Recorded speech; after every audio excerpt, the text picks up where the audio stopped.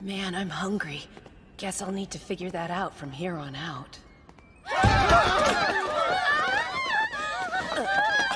Hey! Little bitches! Run, now! Oh, gotcha now. I'll kill the both of you! Time to show some spine! Go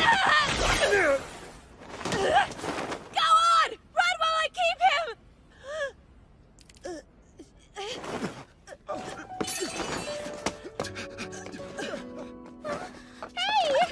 Are you okay? Are you? Thank goodness. They're safe now. But sounds like I made them cry. Man. So what? Do I just lay here and die?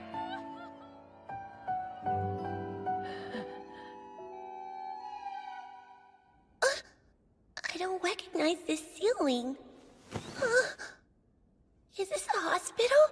I know I helped some people, but is a fancy private room like this really necessary?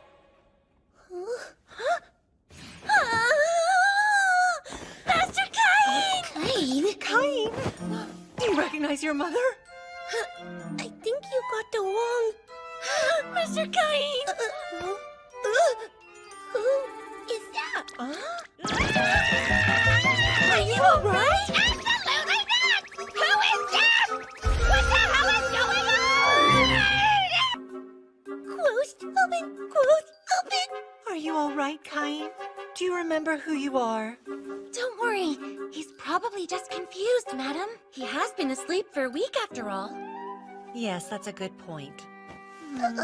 Your fever's definitely gone down, but you should rest a bit more.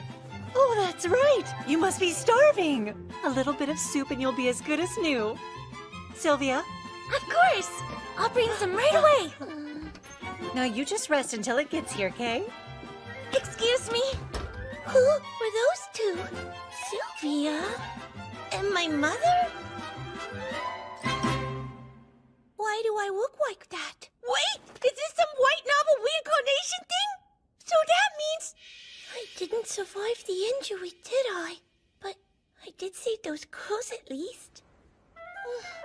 Well, what's done is done.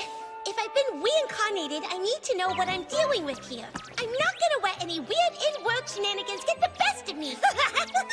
Master Cain, your soup is...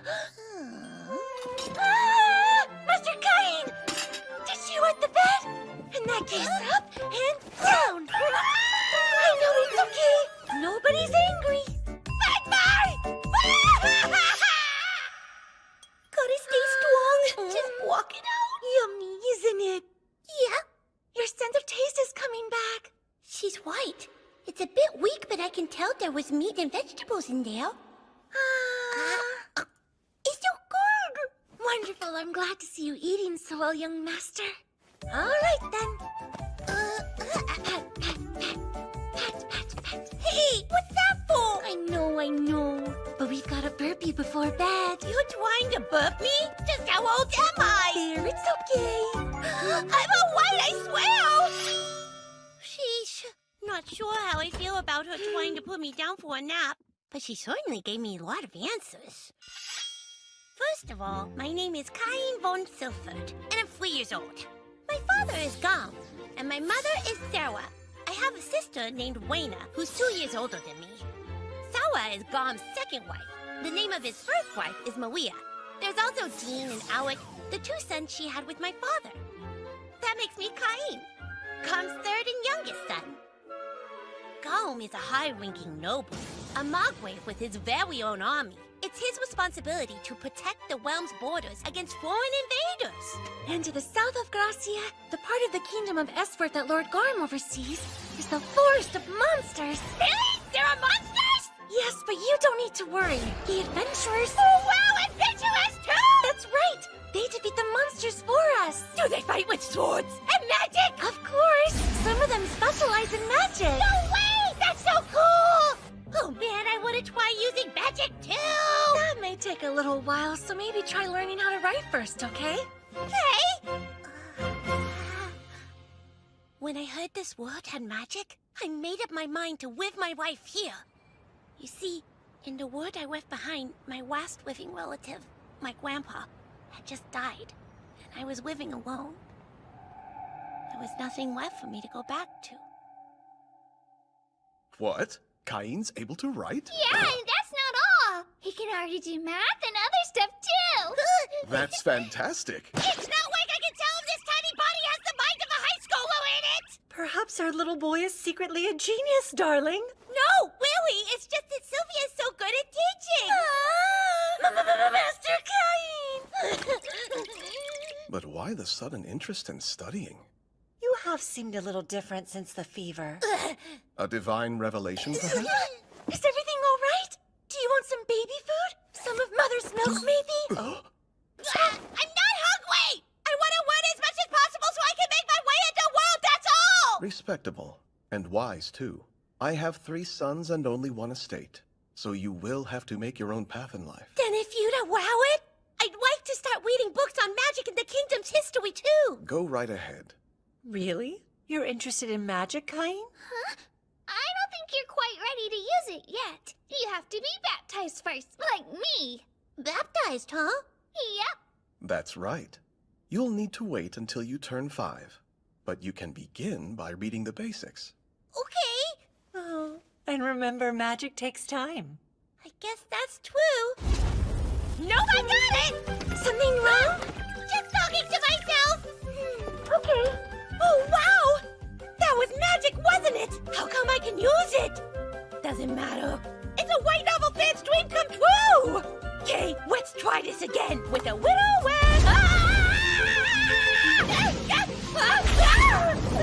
Something wrong this time? Nope, everything's still fine.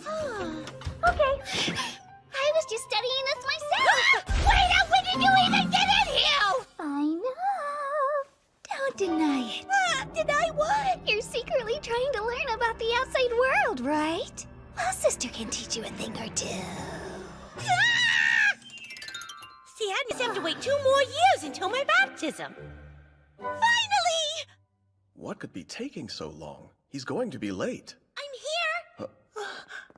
My apologies. Cain looks so cute. Handsome is the word I would use. He's definitely my son. Have I changed that much? Oh yeah, you're 5 now. You're such a big boy these days. You better not get too big, though. Mother? Father? Thank you for everything. I'm ready to be baptized. You've been looking forward to this day for so long. All right. First a baptism, then a debut. Let's get to it, shall we? Right! I can't believe I'm finally seeing it! The alternate world I dreamed about in my past life! Old architecture, soldiers, monsters, and if that wasn't enough, it has magic too! By the way, Reina, tell me, what's it actually like to be bestowed with status magic? I can show you. Look, status open. So this is how it looks, huh? What does the door of Cain mean? Nothing. Did you see it? No! I was just so surprised that you can use 3 different elements of magic is all. Reina here was granted level 2 protection by the god of magic. Protection? Level? Yes, magic and protection are attainable in levels 1 through 5. The higher the level, the higher the user's natural aptitude is. Protection is a useful thing that determines how much magic is needed to activate a spell, and it affects skills as well. Whoa! Where's protection come from? A god gives it to you. A god? That's right. Here in this kingdom, we practice the Marineford faith. That is, we give worship and offer praise to 7 pillar gods. The point of this ceremony is to inform those gods that you've reached 5 years of age. Interesting. So that's what my baptism's for.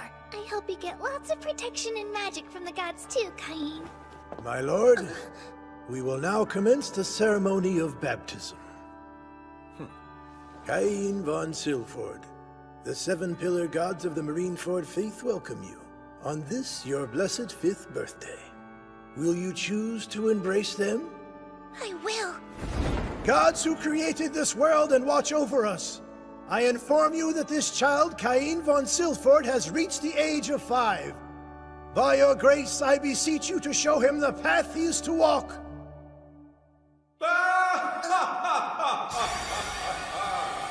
What is this radiant light? Where am I? The world of the gods, where we, the 7 gods, reside. It is good to see you, Cain. No, Kazuya Shina. An in-person meeting with the gods as part of the baptism? Why didn't anybody let me know?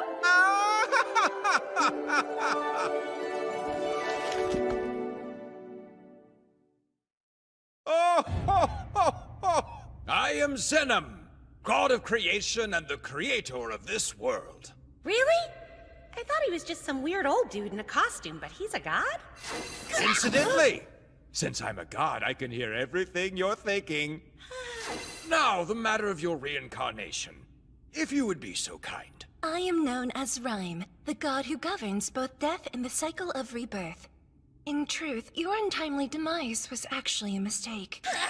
You perished while attempting to protect 2 young girls, yes? Gotcha now. I'll kill the both of you! Time to show some spine! Your actions were unnecessary, because you see, the criminal would have tripped and been restrained by passers-by. Wait, you're telling me that I wasn't even needed and I threw my life away for nothing at all? I'm afraid so. But that was my opportunity to make a difference in the world! You did, because of your death at his hands. That criminal was charged with murder. Rhyme, surely there is a better way to convey this to him. Apologies.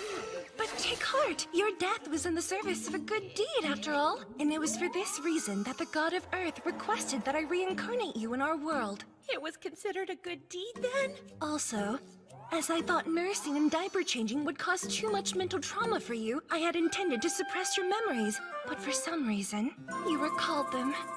Forgive me. No, don't apologize. In fact, getting my memories back helped me with magic and gave me an edge in learning how to write. It also gave me the perspective. Cain, but I'm sure if you experiment a little, all will become clear. Thank you all so much! Well, it seems our time is up. You will find our protection has taken effect once you return. Right! Farewell, Cain. Until next time. Oh, Are you okay? What is it? Oh, I've never seen the statue shine so bright! Perhaps he's been favored with a great many protections. Well, Cain, will you show us your status? Huh? I have a bad feeling about this. I'm sorry. My stomach's suddenly not feeling very good. Cain, where are you? Cain! Status open. Oh God! I can't let them see my stats this high! 10, 10, 10, 10, 10! Military Marshal, item box open! Protections! God of Creation 10, God of Life 10, God of Magic 10, God of Earth 10, God of War 10, God of Technology 10, God of Commerce 10! What the heck are those gods playing at? The highest level is only supposed to be 5, right? So this is what he was laughing about? Oh crap, I have to hide this! I'd never be able to explain it. If only there was some way I could keep it hidden from them. I made it so you can create magic too. You might want to try using Status Conceal. Oh, thank you! Thank you so much, God of Creation! Activate Status Conceal! Apologies. is your stomach feeling better? Yes, it is, thank you. Sorry to make you worry. Now then, let's celebrate Cain's 5th birthday. Happy birthday, Cain! Happy birthday! I'm still curious. What do you suppose that light was during the baptism ceremony? That certainly didn't happen when I was a child. Nor did it happen with Reina. Cain, were you able to check your status? I was, and I think the gods were quite generous with me, Father. Good. Why don't you show us? Sure. So this is what my status looks like. Huh? It can't be! You have the protection of the god of creation and every god of the Marineford faith! And your magic stat is astronomical! Crap! I thought I fixed that!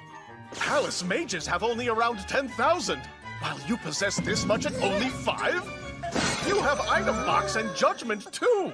No matter what job you choose, you'll be guaranteed success. That's amazing, Cain! It's beyond amazing, but never show this status to anyone else, Cain. While very promising, it could be construed as a threat to the very kingdom. If this were known, you could be placed under state supervision. Sebas, Sylvia, do not breathe a word, and for the love of the gods, hide this during the debut. I will. I finally get baptized and this is what happens. What's considered an average status anyway? What's this? A book on summoning magic? I wonder if I'll be able to summon some fluffy animals. Yes, please. Just the thought of it soothes my soul. Sylvia won't be around for a little while, right? Now summon! Heed my call! Come, Fluffy! A monster? That's not cute! Parma, what are you doing out here? You two, run!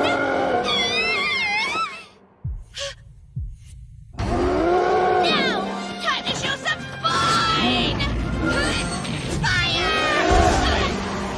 Cain, what are you doing? I just want to protect these two! You will return!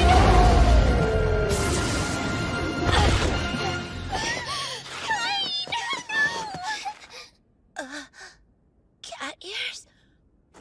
I wish I'd gotten the chance to touch them. But this is all I can do, isn't it?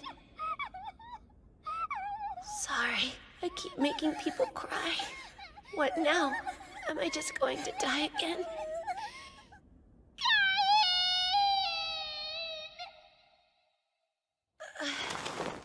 Closed, open, closed, open.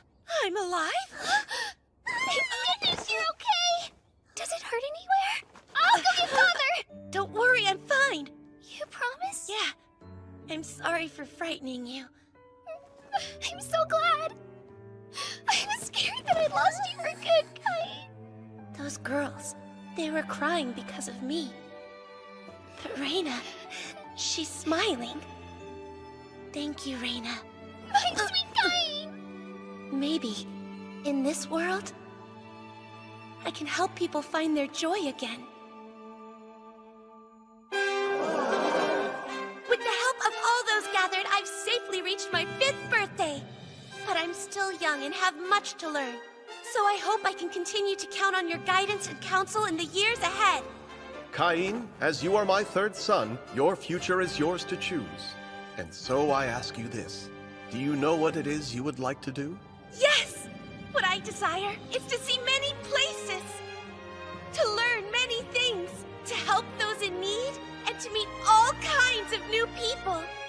And so, to that end, and to protect all the smiles before me, I'm gonna be an To bestow him with such high protections? Actually, that may not be enough. It's imperative that he become the strongest in the land. What's more, he must accomplish this noble feat by the age of 16.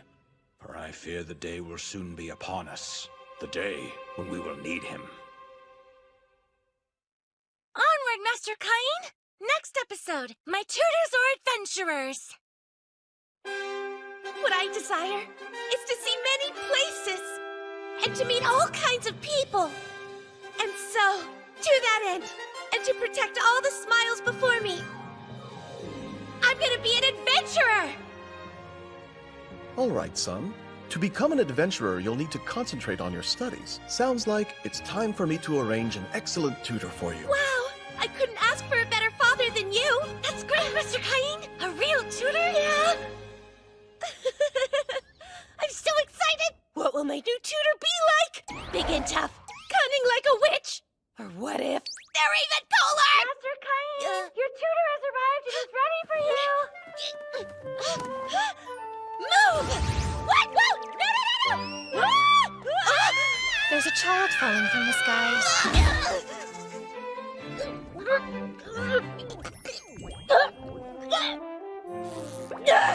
Sorry, sweetheart, but I'm not your mother. I don't have any milk for you. I'm so sorry! I didn't mean to! Allow me to introduce you. These are your tutors, Maestra Millie and Maestra Nina. No way! I'm so embarrassed. I hope you can forgive me. I'm just a confused little boy. My name is Cain. But the truth is, I reincarnated into this world as a noble. I don't know why, but the gods gave me level 10 protections for, like, everything. So my status... hello there! As of today, I'll be tutoring you and showing you how to fight! Let me just start that over. I'm Millie the F-Sugar. I'm Millie, and I'm a D-rank. Are you there? Nina, what a pleasure. Hey! Don't you dare be rude to the nobles, Kay! She's an elf! Why do you always do this around strangers? It's fine, truly. You two are his tutors after all, right, Cain? Yes! Please don't worry about speaking too formally around me. That's a relief. I wasn't sure how we would manage. Teach him for 3 years. I trust you'll take good care of my Cain. I bet we'll have fun. Lots of it. Right then, we should get started right away. Let's begin with swordsmanship. Try some swings and we'll evaluate you.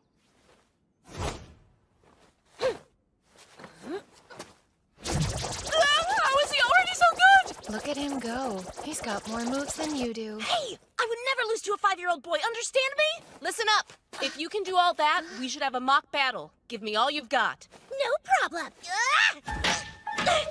Nine, are you sure you're 5 years old? Positive. I just underwent my baptism the other day. That's hard to believe. Believe it. My, what beautiful swordsmanship. By any chance, Cain, do you have the God of War's protection? Yes! So my father told me not to tell anyone outside my family all about that stuff. How are you doing that? I'm never gonna be able to last if we keep going this hard. Seems like you're ready for Nina to start teaching you about magic. And on that note, it's break time. You're all Nina's. Go. Hi. Guess you're mine now. First off, I have level 3 protection from the God of Magic. Let us start with the basics. Oh, but I've already learned that stuff. I practiced what I read in books. Books? Yes, check this out. Water ball, go! Fireball, go! And rock bullet blast! All I can do is this beginner level stuff, though. Was that enchanted magic? Just using shortened forms of incantations takes a lot of intense training, but enchanted magic at age 5? Unheard of. On top of that, he can use every element. That is impossible. Even among mages of the Sage class, there's no one who can use all the elements like he does, and with so much power. Wait, you have protection from the God of Magic too? Is that it? Yes? You have 2 protections, swordsmanship. Yes? And magic? There's a good chance we won't be able to teach him anything new. Don't sweat it. Here, I'll give you a towel. Wait, Now he's using item box! Well, at this point, there's nothing that could surprise me. I can't keep being totally freaked out by everything he does. Little Cain, the genius. We can't teach him here anymore. This place won't hold up against his power. That makes sense. Maybe my lessons could take place somewhere else then. Somewhere else? Please? I've never had a chance to leave the mansion grounds, if you can believe it. Well, except for my baptism, but that doesn't count. It seems like taking me elsewhere for the sake of practicing magic should be okay, don't you think? He has a point. With all of his raw talent, it might be safer to practice away from this place. You're so strong. Let's try. Wait, so that's it? Well, we'll need to convince your father first. Explain to me why you don't think it's optimal to train Cain here on the mansion grounds. Sir, even though he's only 5 years old, he's far surpassed the beginner level in both swordsmanship and magic. If we teach him at an intermediate level... Oh? He'd destroy everything. I figured it would come to this eventually, but on this very first day, I was not expecting that news. You're such an amazing boy. The apple doesn't fall far from the tree. So please, my lord, we would like to continue his training outside the mansion where he has the proper space to be creative. Fine, but only if. Only if. You must return to the mansion before sundown. Do not go very far. And most importantly, know your own limits. Is that understood, Cain? Yes!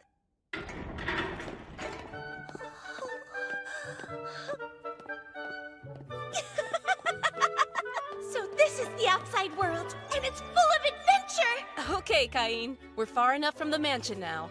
Nina, your lesson. I'm already on it. Cain, why don't you try using some intermediate level magic? Okay, let me focus. I'd like to try it with fire first! Firewall! Go!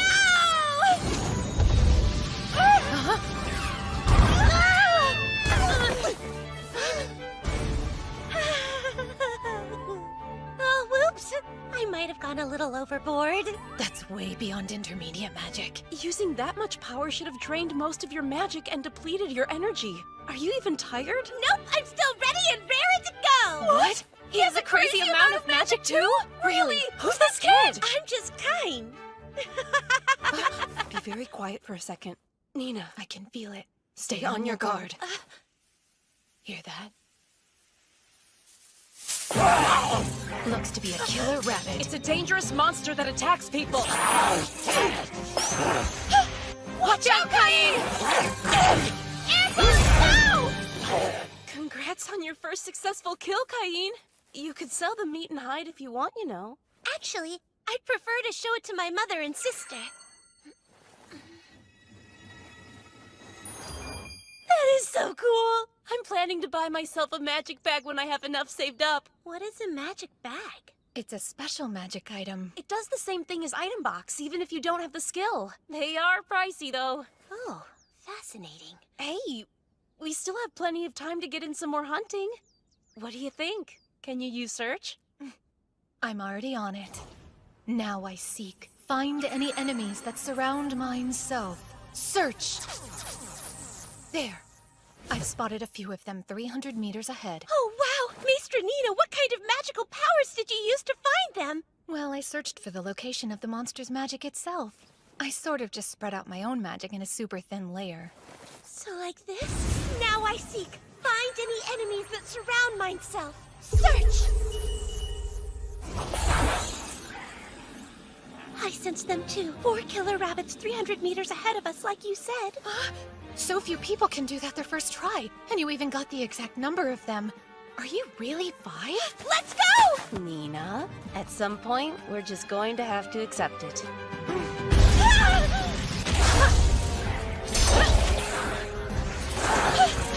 Bullet! Oh, no, you don't! Cain, stop running now! Don't go in there. You got it? It's an extremely dangerous forest, full of strong monsters. That's the forest of monsters. Yes, and unfortunately, once every few decades, they break out and attack the city en masse. I see. So that's why the city wall is so well fortified. It's to protect everyone from the monsters in there. Yeah, so you'd better become a strong adventurer too, so you can be ready to protect the city when the time comes to, okay? I will! You have my word, Maestra!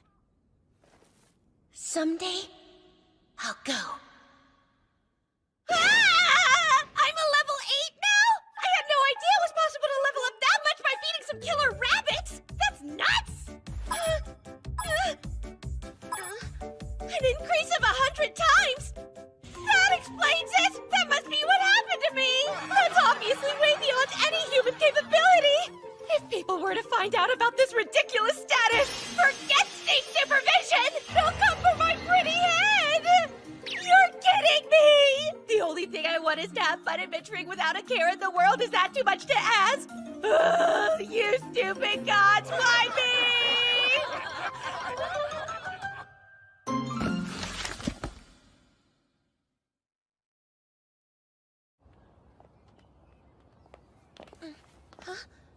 The gate is this way, Maestress. With your skill level, we think you can take on monsters that are a little stronger than those rabbits. So we thought we'd stop by the guild and find out what else is around here lately. Oh, the guild! You definitely can't be an adventurer without a guild, am I right? Well, what's the holdup? Let's head on in. Great!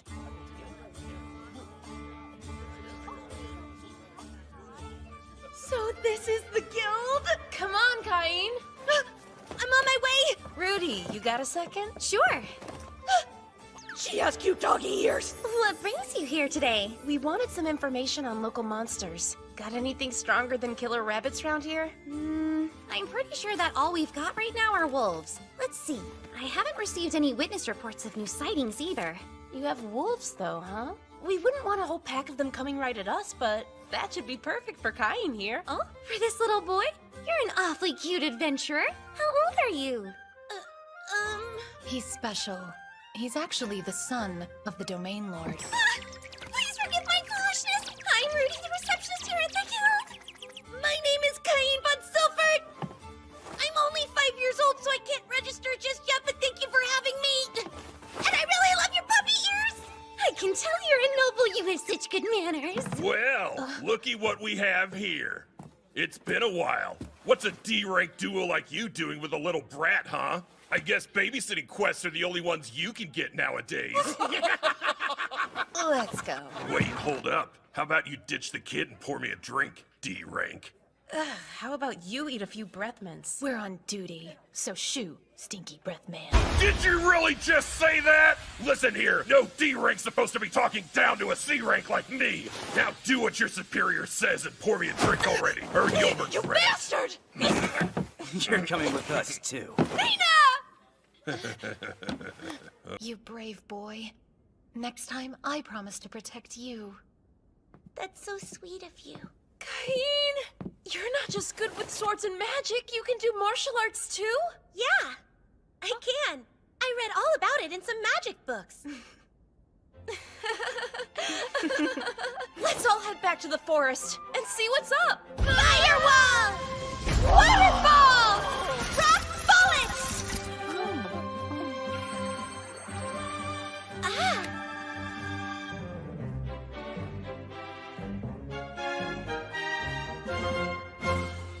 It's good to have you back home, Master Cain. I prepared a change of clothes for you. Thank you, Miss Sylvia. I'm afraid both of your tutors just declined to extend the duration of their contracts, so your training with them will be coming to an end. Huh. Oh, I see. Shall I have Lord Garm ask them to reconsider it? No. Huh? I don't want to tie down talented adventurers for too long. I wonder if there's any way I can thank them before they depart. They've been so good to me these past 3 years. Why can't I think of anything they might want?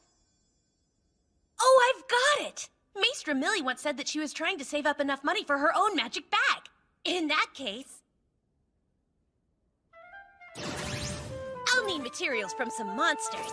I think a red bag would go great with Maestra Millie's red hair. There's one! A blood ogre! Ah! Okay, cool! And I think Maestra Nina would prefer green. Huh, right there! An earth dragon! Whoa! That can't be good! No way! It must be a big monster outbreak! My lord! They're coming! Please hear us, gods! Hurry! Don't fall behind! Listen to me! It's a monster outbreak! I'll lead! Just follow me! There, that should take care of supplies. Now move! Everyone, keep following me! We're almost there! What in the world is this? A crater? Doesn't make sense. I've been using search, but there haven't been any signs of monsters. Then who do you think is responsible for this kind Air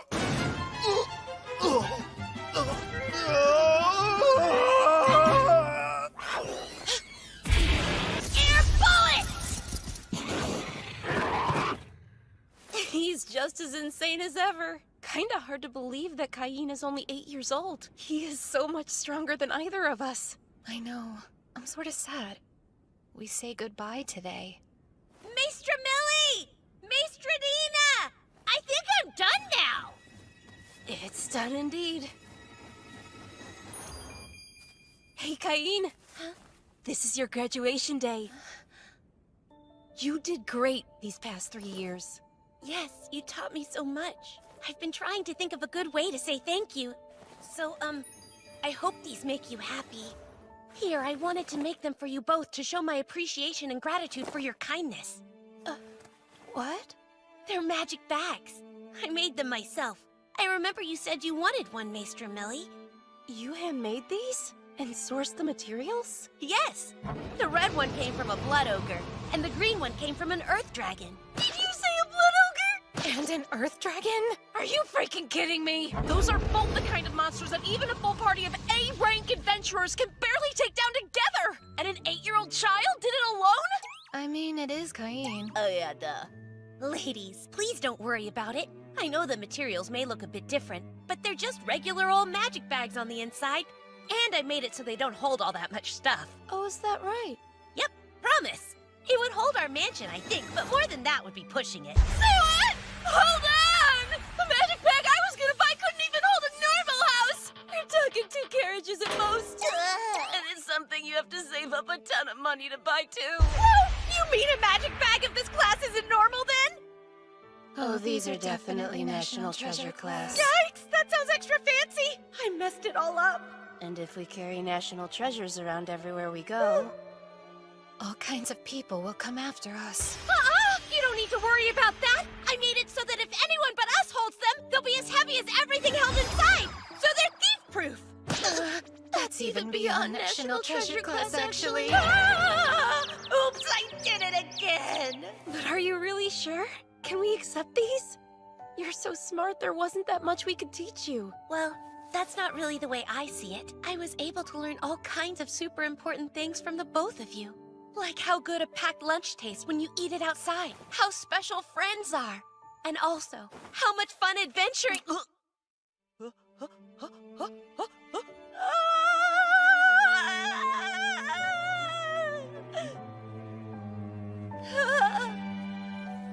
Take care, kid. If you ever want our help after you grow up, don't hesitate to let us know, okay? Yeah. We'll be there for you anytime. And thank you. We had so much fun with you, Cain. So, Maestra Millie and Maestra Nina? You were the best teachers I could have asked for!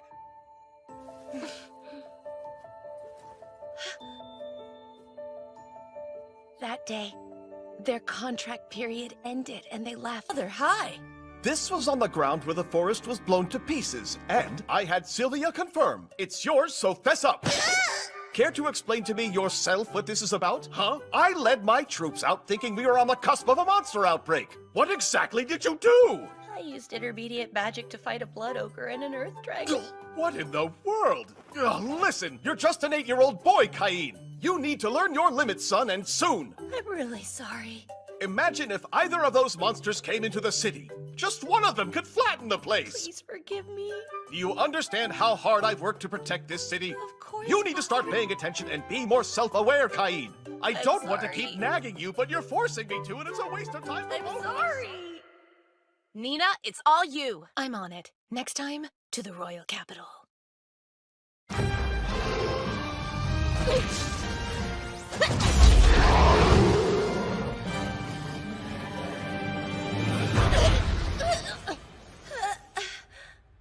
You, getting up? Did I beat it? That seemed like a super tough one. Wonder what my level is now. Status open. Ah! Oh no, I overdid it! My magic is over 80 million and I even got the aliases enemy of all monsters and dragon killer! Ah! I reincarnated into this world as a noble. I don't know why, but the gods gave me level 10 protections for, like, everything. So my status is off the charts. But I'm headed to the royal capital to make my debut. Apparently, it's a traditional event all noble sons must go through. Oh, and also, I just turned 10. I can't wait until we get to live with each other in the capital. You should go ahead and take the entry exams and start school early since you're so smart. School attendance starts at age 12, so you'll have to practice patience for 2 more years. Well, I'll miss my big sister. But you're still looking forward to starting school, right? Yes, I'll take the #1 rank on the school's exam for sure. And I'll work as hard as I can to make you proud of me, too. I have no doubt. Father, Huh? how long do you think it'll take us to get to the capital? About a week, I'd guess. That's assuming no monsters get in our way. That long, huh? I don't want to run into trouble, so I should be on the alert for any attacks to help out the guards. Search! Heads up, Father! There's a battle 3 kilometers ahead! Really? So you're able to read that far off? Yes! It looks like there are about 10 people getting totally swarmed by a few dozen monsters! We have to hurry! Quicken the pace! There's a monster attack in progress 3 kilometers out! You boys hurry on up there and lend a hand! Yes, sir! That's not enough! They'll never make it there in time! I'll go too! What are you doing, Cain? Stop that! It'll be fine. You got me 2 of the very best tutors after all. Come back! Wind magic! Boost me up! No, Cain! What was that? Maybe the wind. Or a bird? Go, Cain, go! Kick some monster butt!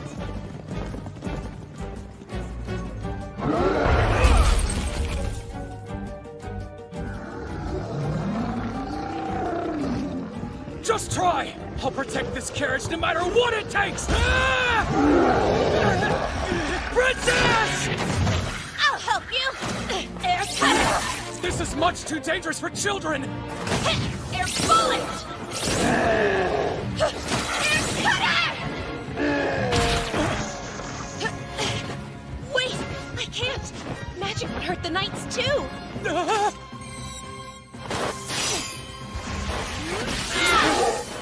Well, looks like that just leaves you! Fire! Sword!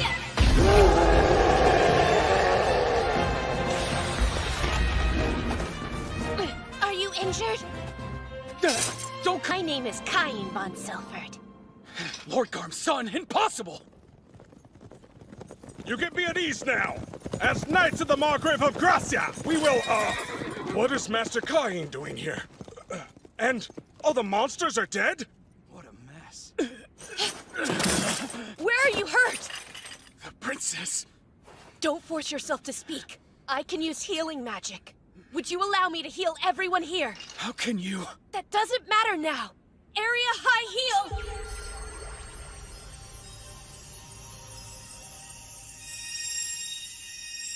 How is this possible? You need to get some rest and eat foods that boost blood production. I'm incapable of replacing the blood that you've lost.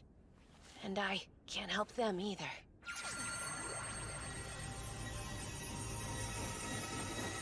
Kid, are you really who you say? I am Garm von Silford. I've come to check on this carriage. Is everyone safe? Wait, Cain? Now I know why you jumped out back there. What an awful scene. Yes, it is. Fill me in on the situation later. Wait, that crest on the door. Did this attack endanger a member of Duke Santana's household?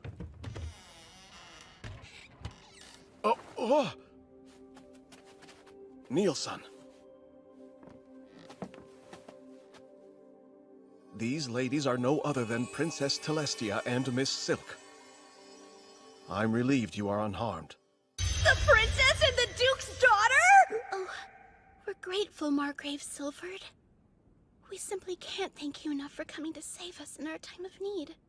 And also, What's that? Oh, of course. Sorry, please allow me to introduce my third son to the two of you. Hello there, I'm Cain von Silford. You're Princess Telestia and Miss Silk, correct? It's such a pleasure to meet you. I'm so glad that you're safe. Tell us.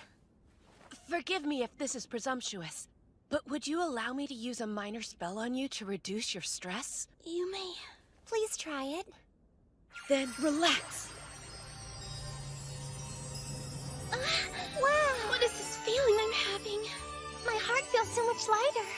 Like walking on air. There's no pain or exhaustion anymore. Just pure bliss. Incredible. My heart. It's totally carefree now. Master Cain. That's my name. I am Telestia Terra Esfort, and you're a true hero! Thank you for saving us from danger. I thought we were surely done for. My life even flashed before my eyes. Master Cain, I owe you my gratitude as well. My name is Silk von Santana. I saw you fighting them through the carriage window, and you unleashed your magic with the force of a mighty gale. Your swordsmanship's on point too. His hand is mine! I'm headed first! How about? Yes, how about? I take the right! And I take the left! Please stop! What brings you all the way out here, Master Cain? Well, I was actually just on my way to the capital. It's my debut, so I need to be there soon. That's perfect! Can you believe we were on the way to our debut as well? Please feel free to travel with us if you'd like. Oh, great idea! It wouldn't be safe for us to go alone. Help! Father! They're taking me!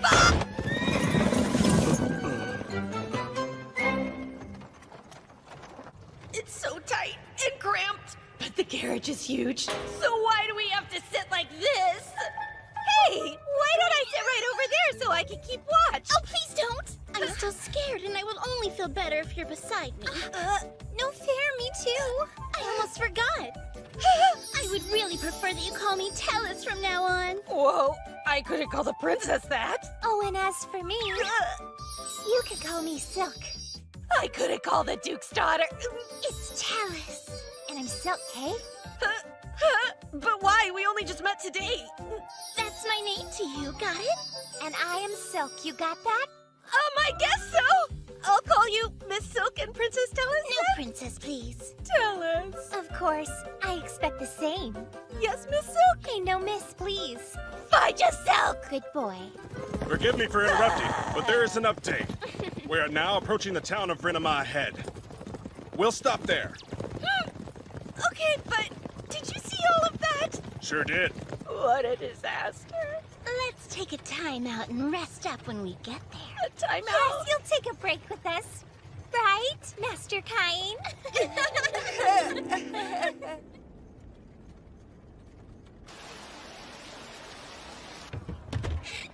Wow, what an exhausting day, you know. I'll see you tomorrow. Why tomorrow? I want us to be together tonight, too. I'll need you to stay with me the whole time because I'm scared. I want to spend the night being protected by Master Cain as well. I really don't think that's gonna fly. True. Even if you are only 10, having boys and girls share a room together is rather inappropriate. But I'm totally traumatized by the awful things that I witnessed today. What are we supposed to do if monsters attack us during the night and you're not there, huh? We're inside the town, though, so wouldn't... Impossible! No one can ever rule out a dragon attack! If that is your concern, then a maid can easily... I only want Master Cain to protect me. Exactly! Isn't Master Cain the strongest one here anyway? Well, yes, that's true, but even so... It's settled. Unless you don't want to or something. You do want to, don't you, Master Cain? Fine! All right, I will! As long as the room we stay in is big enough for all three of us. So fun! Sleepover with Master Cain! Son, please behave yourself. Remember, you're only 10 years old after all. Right? Right! We'll take good care of you, Master Cain!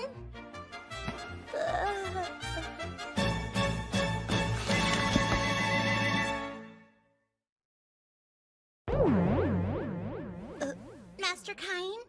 Would it be alright if I slept next to you tonight? I want to sleep beside Master Cain, too. Well, in that case, the only option would be for you to sleep here in the middle right between us. Oh, I've got it. I'll move my bed closer, like this. That's not fair. Maybe I'll move mine closer, too. We're sleeping side by side like a tight-knit family of sardines. It's perfect. Right, Master Cain? Nope, actually, I kind of disagree. Why don't we go ahead and put the beds back where they already were? But nighttime's scary. I don't like thinking what might happen if the monsters attack us. They won't. I don't even need you to do anything except sit a little bit closer to me. No. Are you worried you won't fall asleep if we're snuggled up this close to you? No, that's not what's stressing me out about this. Then let us sleep right up against you. You're not gonna break your promise to protect us, are you? Okay. You can sleep as close as you want. Yippee! But if we're this close, I really will be too anxious to sleep a wink.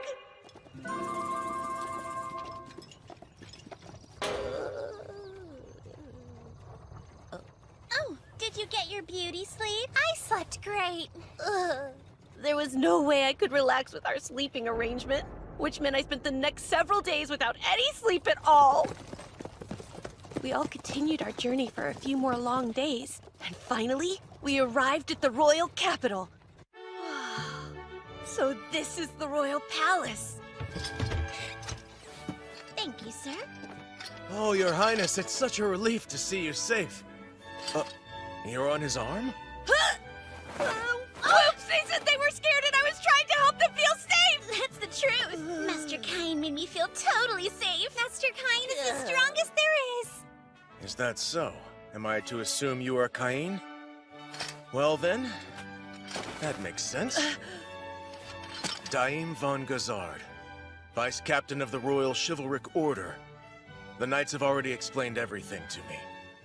I thank you for protecting Her Highness and Miss Silk. Also, you brought my fallen comrades back home. Their families extend their gratitude to you. I as well. I'll take care of them from here. Normally, we'd bring home their effects and either bury or burn their bodies right where they fell. But because of you, they'll be returned to their families. Sir Daim? You should know, these knights fought bravely against 50 orcs to protect those 2 young ladies' lives. I couldn't have ever done it alone. So please be sure to... Yes, I'll tell the knights, as well as the people who loved them. Thanks to you, our fallen knights' deaths were not in vain.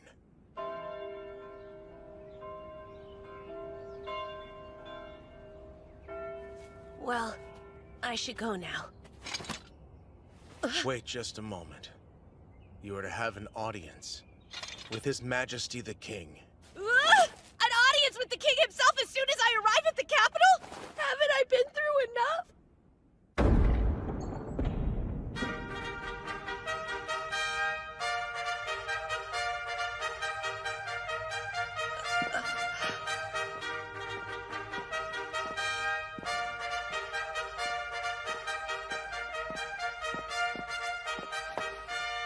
Raise your head.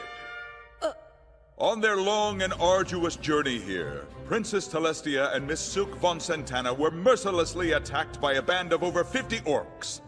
It was an organized orc army, including the top-ranked orc general.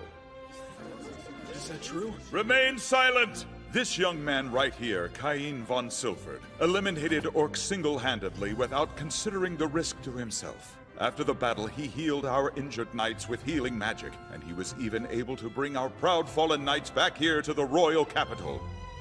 What? That little boy? All by himself? We shall therefore reward him, Your Majesty. You outdid yourself by being so selfless and brave. Had you not been there, neither Telestia nor Miss Silk would have had the chance of survival. And so, I hereby proclaim Kain von Silford a baron. You do? I also grant you 10 platinum coins and a mansion of your very own. No way. 10-year-olds can't be granted a peerage. And he's even getting a mansion? Hey, now, this doesn't make a lick of sense. Granting a 10-year-old a peerage is unthinkable. He's still just a child. And platinum coins, too? They're right. I'm against all of this, too. I'm nowhere near ready to be a baron. Quiet down, Corgino. Do you think you could have eliminated all those orcs on your own like Kain did, then? No, I don't. Then you'll listen to me. What benefit would come from keeping such a talented young man in a powerless position? The decision's made. Now stand down. I'll see myself out. Kain von Silford. You will accept, won't you? I hope so. Yes. Not that you gave me a real choice. Thank you, sire. I accept with gratitude. Good. Our audience is hereby ended. But you won't be leaving just yet, so I expect you to come to the parlor next. Well, I'm impressed. I didn't expect you to be granted a peerage. Even though you are my 3rd son, you're the very first one to be promoted. Ugh, what am I supposed to say to those 2? Thanks for getting attacked by orcs earlier? Please take a seat. This is not a formal talk, so be at ease. To start, I would like to extend my gratitude. Thank you so much, Kain. Your Majesty? Telestia has told me everything. Kain, I would like to thank you personally as well. I'm Silk's father, Eric von Santana Malbeek. A pleasure. I am truly indebted to you for your help. It's really not necessary to lower your heads to me. I only jumped in to help because I saw that there were innocent people being attacked. It's important that I express my gratitude not as a king, but as a father, there's no need to be so humble. You saved their lives, Kain. Now, let's talk about your future. I was under the assumption that the only minors who could receive a peerage were those who had lost both their parents. Ha! He excels in magic and the sword, and is protected by all the gods. I see no good reason to leave such a talented child to his own devices. That's why I made him a baron. You'll receive pay according to official standards. You must maintain your mansion. If you have any questions about nobility, you'll ask Garm. Thank you very much. We have a more important matter to discuss. Would you please take the hand of my dearest Celestia? And my Silk as well? Ah! Well... Of course, you won't be formally married until you reach adulthood. But you can be engaged to them for now. Why? Are we a little too young to be engaged? I'm sure you have some idea why. Don't tell us that you don't remember. After all, you sat arm in arm with them in the carriage. And surely you haven't forgotten that you slept in bed with 2 unmarried ladies. And now that that's happened... No one else will take them as brides. Seriously? It's not like I wanted to, though. So are you saying my daughter's not good enough for you then? Ah, that's not what I meant at all! Let's see. What do you suggest I do about this little boy anyway? Well, how about granting him a peerage and making him stand on his own feet? Without a doubt, giving him a mansion and having him live in it will show us who he truly is. Now, Tellus and Miss Silk, I've heard that both of you are smitten with this young man who saved your lives. True. Just how smitten? What if I said I wanted one of you to agree to be his fiancé? I'd hope he would choose me. Really now? Listening to their squeals makes me think this boy must be quite remarkable. My decision is made. I plan to keep him right here in this kingdom. So, will you take her? I need you to assume responsibility, Kain. Okay, but isn't all this moving just a little too quickly? This has to be one of those situations where there's no way I can say no, right? Guide me, Father. Oh, Master Kain! Young man! I don't have a choice. I will accept the terms of the engagement then. He has given us his sworn word. Is that enough for you? It is! I'll never forget the nights the 3 of us slept so close together. I know I can't get those nights out of my mind either. Wait, those nights? The nights the 3 of us slept so close together! What do they mean? It was just the positions of the bed! You better watch it! I'm gonna get yelled at again! Listen here, those are our daughters, so you'll show some discretion! I'm sorry! Please have mercy!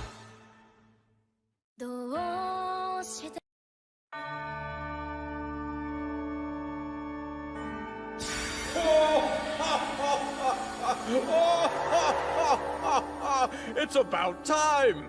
Sorry it took me so long. I, overdid it a bit. So I'd like to consult with you about my status. Indeed! Just look at those. Your current numbers are quite inhuman. Inhuman? Yes, your life experience has yet to catch up, but you have surpassed the bounds of humanity. You want to go ahead and become a demigod? Is that a joke?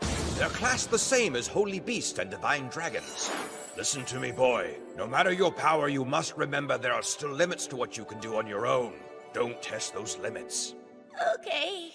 We've come to notice that there isn't much entertainment to be had in this realm. Could you help us out? You must remember something from your old life that would be fun here. Entertainment? If I could come up with something really cool that doesn't exist in this world, it'd be guaranteed to sell like hotcakes! Exactly! I totally forgot you can hear everything I'm thinking So too. what do you say? Will you try? Yeah, sure thing! After all, I've been reincarnated as a noble with memories of my past life and off-the-charts status. But no one knows. And so boring. I gotta get out of here. That is not the kind of place a boy should be left unsupervised! Hold on. I know those cat ears. Is it Parma? Is that really you?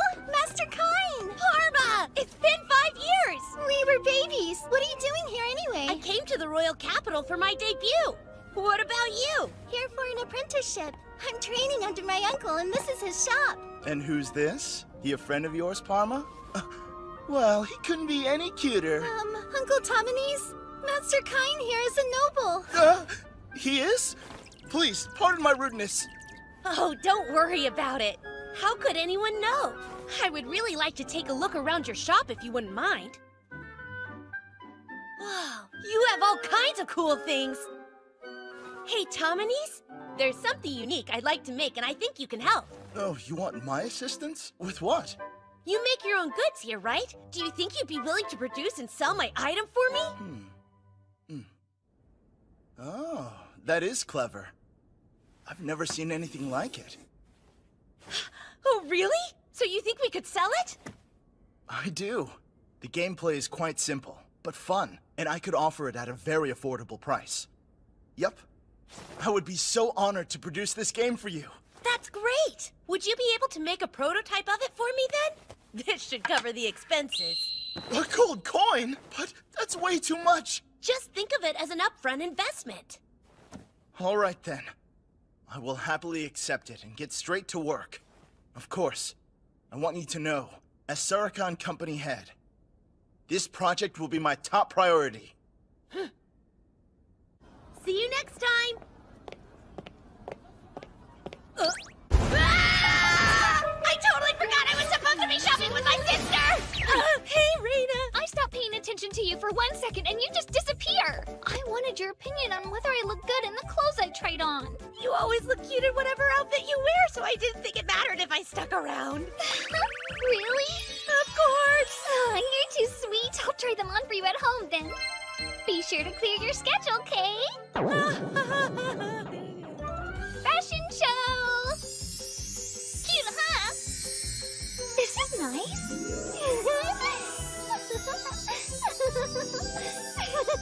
They all look lovely on you. Great choices. Okay, now it's your turn to model.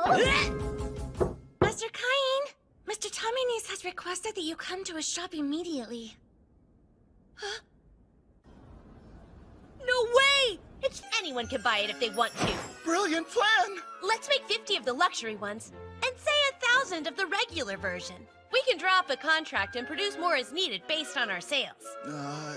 You see, our company doesn't have the funds to produce them and still stock our stores. If we charge 1 large silver coin for the noble version, and then 1 silver coin for the regular version, and assume the production costs are 30%, then that's... Oh, don't worry. Here! Oh my, thank you! Will this work? You can count on us! The Sarikon Company will do its utmost best. Please, there's really no need to bow to me, Mr. Tominese. This is just your typical upfront investment. Very well, then. First, we should start by drawing up a contract and presenting it to the God of Commerce. After that, if we offer up the prototype and swear to the God that we will each uphold our end of the contract, no one else will be able to produce the same product for the next 3 years. I see. Let's begin. We offer up this product to the gods. We ask for acknowledgement that only we can sell it.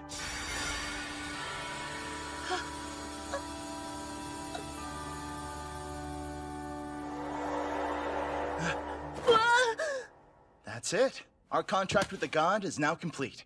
Reversi has now been patented without incident. Then let's strive to start selling it in 1 month's time. Oh, and could you please design one that's especially extravagant? I'll give it to His Majesty. Are you serious about that? Yes. You do know we're a mid-scale company, right? We could never produce anything worthy of the royal household. Oh, sure you can. I believe in your business, and you too. Well, of course I'll do my best then, and with a smile. Anyway, you must have some really amazing connections, Master Cain. Yeah, the amazing part is that it's not just the king I know. The fact that the Reversi set disappeared makes me wonder. Are the gods out there somewhere enjoying the game they commissioned me to create? I'm home! Where have you been all this time, Master Cain? The ceremony is about to begin! Son? His smile's totally creeping me out. Greetings, Duke Eric. You have our gratitude for the other day. Let me introduce Cain. He's my 3rd son. The Baron thing was declared in private, so this is the first time it's being discussed in public. Well, well. So you're the son of Margrave Garm, then? Yes, I'm Cain von Silford. It's a pleasure to meet you. The pleasure is mine, seeing how you're a valiant hero after all. I want to thank you. Again? What is up with that creepy smile? I owe you for saving my beloved Silk the other day. Please do look upon her favorably. Master Cain, it's such an honor to make your acquaintance. You could be mistaken for a princess. Oh, so this dress flatters me? Do I really look that good? You couldn't be prettier. Master Cain, Silk, you're too much. I do believe that Master Cain is a bit too skilled with the ladies for a 10-year-old. Yes, his older sister has a bit of a temper, you see. So he must have learned to charm girls as a means of self-preservation. That makes sense. Well, we should make the rounds now. Just once, could you act like a normal child? Sorry it seems strange. I was just treating her the way I learned to treat Reina. Like you said, when I give her compliments, it always puts her in a better mood. Don't be mad.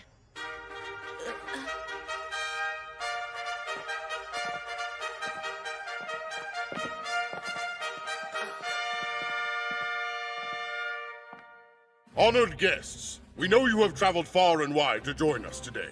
You have our gratitude. Those of you who are turning 10 this year are the future pillars of our kingdom. May you succeed so this land will prosper. Here's to you. Cheers! Your Majesty. Thank you for inviting us here today. I hope we find you well. Cain, do give your greetings to Princess Telestia, please. Sir, my dear Princess Telestia, you look as beautiful as ever. I thought a goddess had appeared, and I was so overcome with emotion that I almost forgot how to breathe. Now, Gaul, who knew you'd raise your child to be such a philanderer? Just look at Talus's reaction. It's too much. It'd be enough if he thought I was pretty and poised, but Master Cain actually called me a goddess! Young man!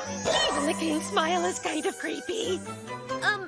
So I have brought something with me today that I would like to present to you. May I have permission to take it out of my item box now? Huh. Very well, womanizer. What is this? A game that I partnered with the Sericon company to develop. It's called Reversi. Reversi, huh? That sounds entertaining. I'd like to hear more about it later. I need to talk to you about how to treat my daughter and respecting young women in general. Come to the parlor after the ceremony ends, young man. I'll be there. So you were involved in the production of a board game without my knowledge, and you somehow invented it too? Yes! After being named a baron, I started to worry I might not have enough money to maintain the mansion I was given. I understand. You are a full-fledged noble with a peerage, after all. You must take responsibility for your own life now. Well, I need to get back in there and greet more guests. Why don't you try talking with some other kids, as a normal child would? A normal child? I guess becoming a baron and getting involved in commerce is a bit much for most 10-year-olds to achieve. Oh, there you are. Are you all alone? Tellus is still up with the king. So let's have a nice talk. Sure, sounds good. Isn't this amazing? There are way more people here than I expected. It started to seem like I might spend all my time talking to Tellus, though. I'm glad you came, Master Cain. Hey, you know, isn't it about time you stop calling me Master Cain? So just call you Cain? And you're sure you wouldn't prefer to be called Baron Cain instead? No, I want you to just call me Cain, okay? Oh, do you? Hey, Cain. Oh, Cain. Good day, Cain. Great, but you don't have to keep saying it like that. Cain. Well, if it isn't the lovely Miss Silk, always a pleasure to see you, especially in such a fetching outfit. Oh, Master Habit, you're as dashing as you are handsome. Yes, praise me, my lady. Whoa, any colder and she'd freeze the guy. Hey, you scrawny little brat! This is the eldest son of the great Marquis of Corgino. He's talking to Miss Silk, you understand? Now go! Same hair and attitude. At the very least, stand and greet him properly! Oh, yes, of course. Hello, Habit. It's a pleasure to meet you. I I am Baron Kine. What? That's no way for a mere baron's son to address someone of his exalted station! It's master habit to you! Got that? And we're the sons of Viscounts, which makes us masters as well! Now, wait just a minute, you two. Yes, sir. This rude Kine boy must come from a barony so hopelessly impoverished that he's ashamed to even give us his last name. Tell you what, apologize and I'll hold my friends back. We wouldn't want to scare Miss Silk after all. Scare me? And what's that supposed to mean? Please, Habit will be the one to apologize, I assure you. Why would I do that? Your words clearly upset Miss Silk. Are you sure I'm the rude one here? You are nothing but a pathetic pauper! If you refuse to apologize, then you'll pay the price! Not in front of all these people, though! Let's take us outside! Maybe I shouldn't have poked the bear. So, Kine, what are you going to do? It might be better if you just wait for me back inside. Aw, but I'm worried to leave you alone with these meanies. I'll be fine, really! Don't make me leave you, please! That's enough! I don't have all day, you know! Quit your flirting so we can get down to business! These two have the god's protection and can use magic, isn't that right, boys? So prepare to be... Don't be Kine! I'm super scared. Hands off her, you filthy brat! You're about to witness a legend in action! Wait, what do I do next? Is it the hand gesture? There! See how worked up he is? So scary! Here goes! Oh, great magic of mine! Open and strengthen! Yes, that's it! More and more magic is gathering inside of me! Appear here now, reveal in darkness, amplify the light! And burn for me with the unrelenting glow of dawn! Great magic!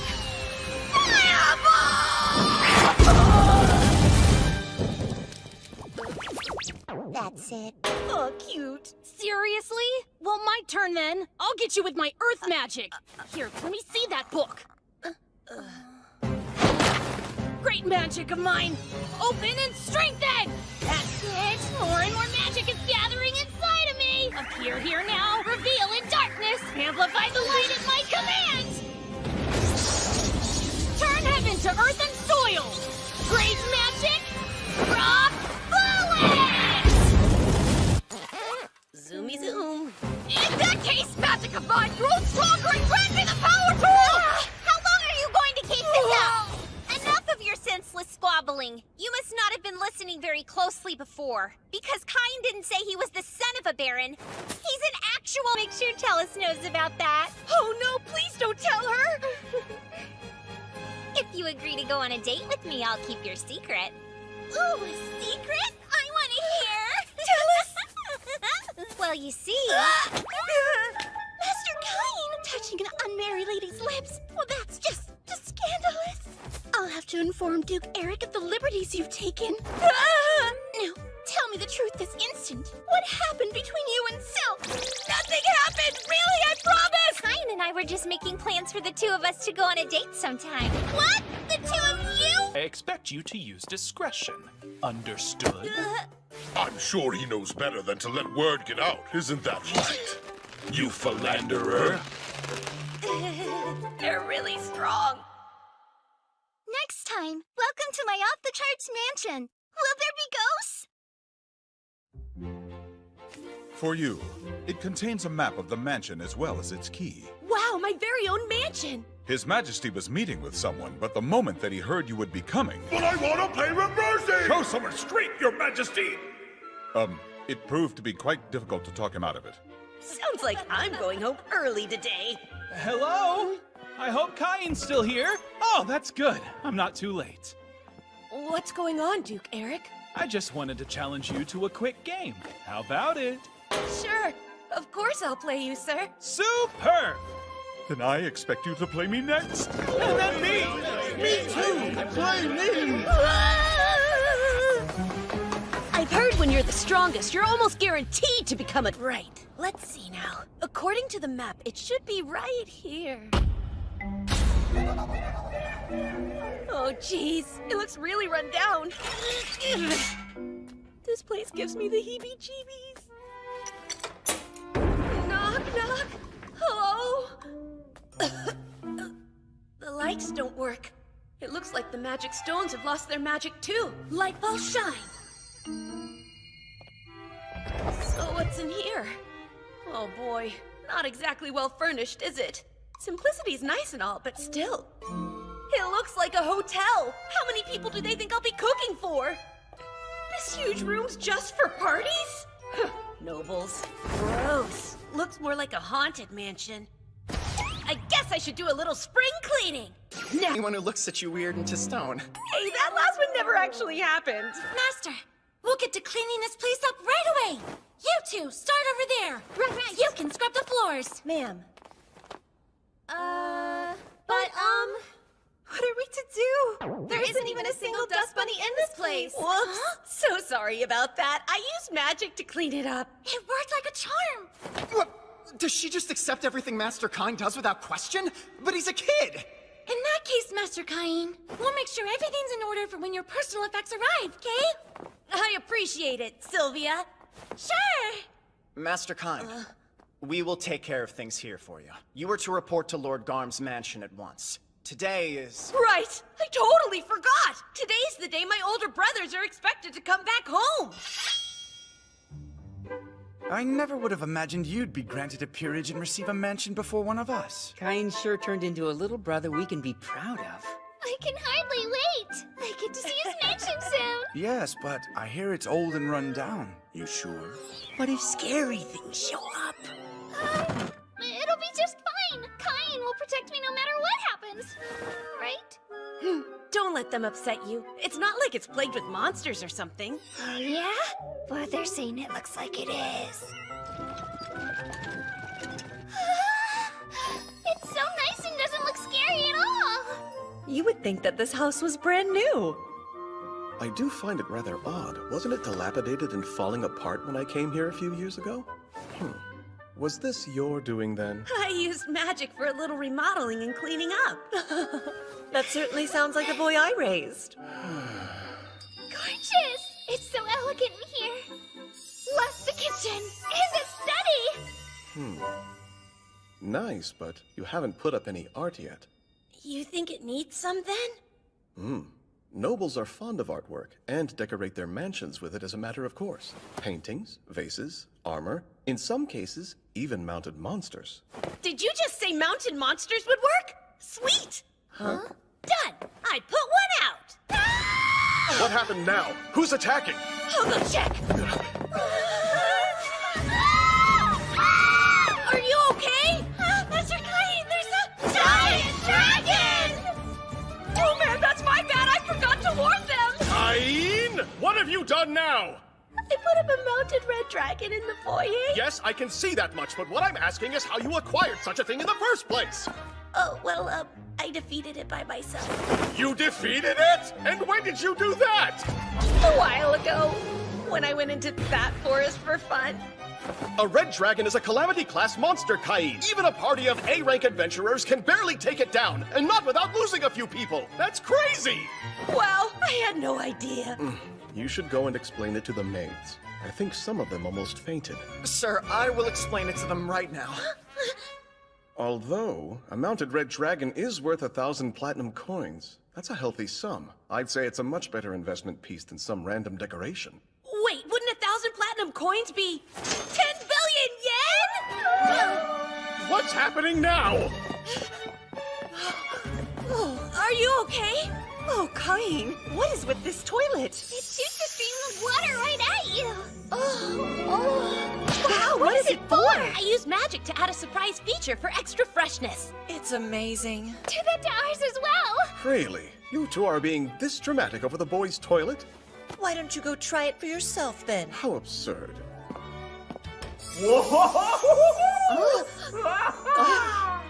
What is that thing? Very well, Sarah. I suppose it wouldn't hurt to have him install one for us to use at home. I think that means he likes it. Maybe too much. I bet the guests you have over will enjoy it too. The guests I have over. Yes. When a noble gets a new mansion, they must host an opulent party to debut it. What? Another debut party already? Dad, what am I supposed to do? I've never thrown a party. Master Kine, I had a feeling you'd need help, so I made up a list. It's got everything you need to host your party. Thanks, you're a total lifesaver, Colin! That's what I'm here for. We've got Duke Eric and Prime Minister Magna. And that slimy Marquis Corgino. Do I have to invite him? You do. It is common sense, I fear, that high-ranking nobles must be invited. He and I don't get along all that well, though.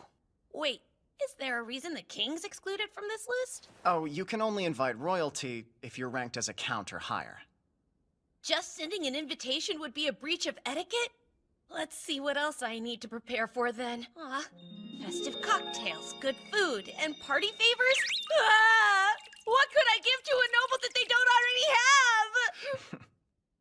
Master Cain, might I suggest eschewing formalities and giving them your own unique brand of hospitality? Like give them something only I can? Uh-huh. Be creative. I'm sure they'll love it.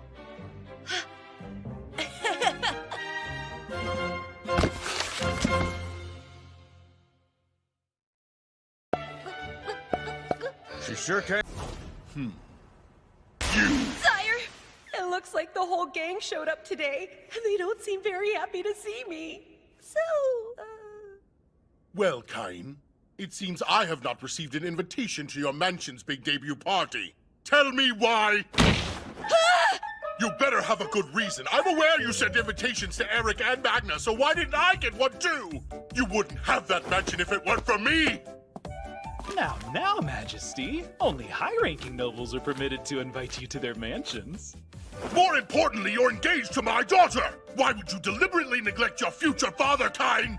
Eric was shoving his invitation in my face and wouldn't stop bragging to me about it! Can you understand my frustration? The truth is, I thought I should bring it to your majesty in person rather than just send it to you. I was waiting for the right opportunity, but you're quite a busy man, so my apologies for presenting it to you later than I intended to. Here's your invitation. I thought that must be it! I told you, didn't I, Eric? I knew that he had one for me, too! I'm so glad I took Colin's advice and brought the invitation with me just in case.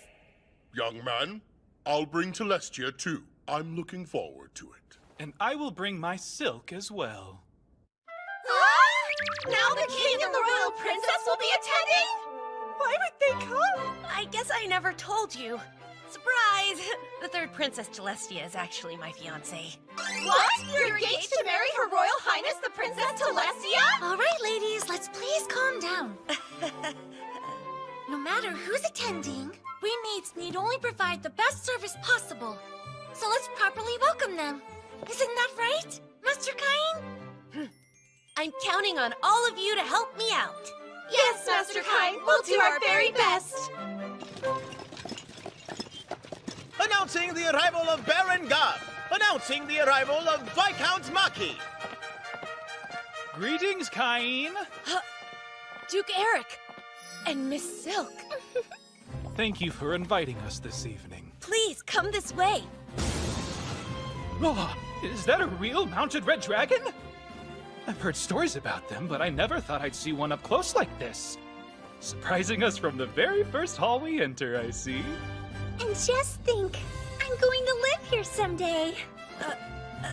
Don't get too far ahead of yourself. Of course not. Master Cain, it's time to formally greet your attendees, if you would. Right. I'd like to thank you all for taking the time to gather here and celebrate with me today. While it is a meager offering, I have arranged an assortment of refreshments for you. I hope that you will enjoy them. Now, if you will all join me, a toast! Cheers! Huh? What is this refreshing drink called? It's full of bubbles that pop in my mouth. Wow, I love it! And it's perfectly ice cold and so yummy, too! I just used some water magic to chill it. And these glasses! I've never seen anything shine this brilliantly. Just like a treasure chest of expensive jewels! The glasses are my gifts to all attendees. Please feel free to take them home with you. My, what a remarkably thoughtful gift. The food is fantastic as well. Why, just look over there. They say the way to a man's heart is through his stomach. It seems to work the other way around as well. You philanderer. It's the king! His Majesty has arrived! Excuse us for interrupting your conversations. Please continue to enjoy yourselves. What have we here? Between the clarity and the design, I've never seen such beauty. My word. It's an unforgivable offense that you have kept this advancement a secret from the monarchy! Kain, you will put one of those in the palace at once, as in tomorrow! Please do! Yeah, sure, why not? Kain! Your thoughtfulness shows, not only in the menu, but in everything thereafter. I am deeply moved by your creative spirit. This is the ultimate hospitality! Oh, the king gave the party the highest compliment! Thank you.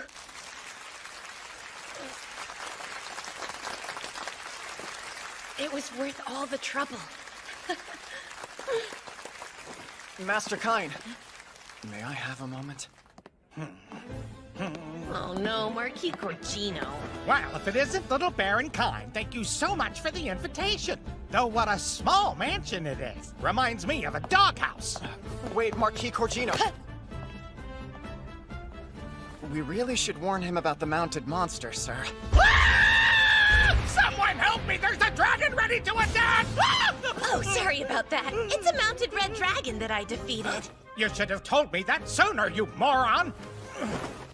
How tasteless is it to display your kill instead of works of art? And what a deplorable lineup of attendees! How horrid! Arriving after the king, and with that attitude. He's awful. It's obnoxiously loud in here, too. Wine, sir? This is the vintage we used for the toast. Well, I'm sure the Baron's taste in beverages leaves much to be desired, although one sip. Is it to your liking? It's not. Hamburg steak, sir?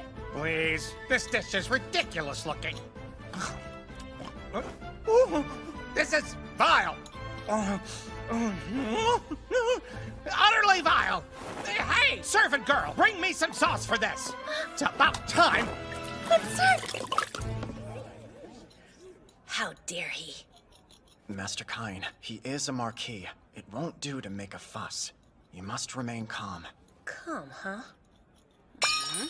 Absolutely. That shouldn't be a problem at all. Marquis Corgino, it is a meager offering, but please take this as a token of my thanks for your attendance. I'd say that meager is an understatement, but I guess it'll do. I'll take all of the remaining wine and the glasses too, plus a copy of the recipe for this dish upon my departure. Sir, that won't be possible. A lowly baron dares to deny me? I meant for the wine to be shared and the glasses given as gifts to all those who came tonight. It would look better for you to have a marquis using these than any of that rabble. 50. No, 100 will do it. My sincerest apologies. I cannot grant such a request even if it comes from you, sir. Though, perhaps instead you would accept the kingdom's biggest... Yes, the biggest what? Is it a jewel? Of a sort. One might call it the jewel of the nation, in fact. Indeed. I like the sound of that. Give it to me now! 2 more meters. 1 more meter. Certainly, your wish is my command. I'm pleased to present the kingdom's biggest... The king? I mean, your majesty! What brings you to the home of such a low-ranking noble?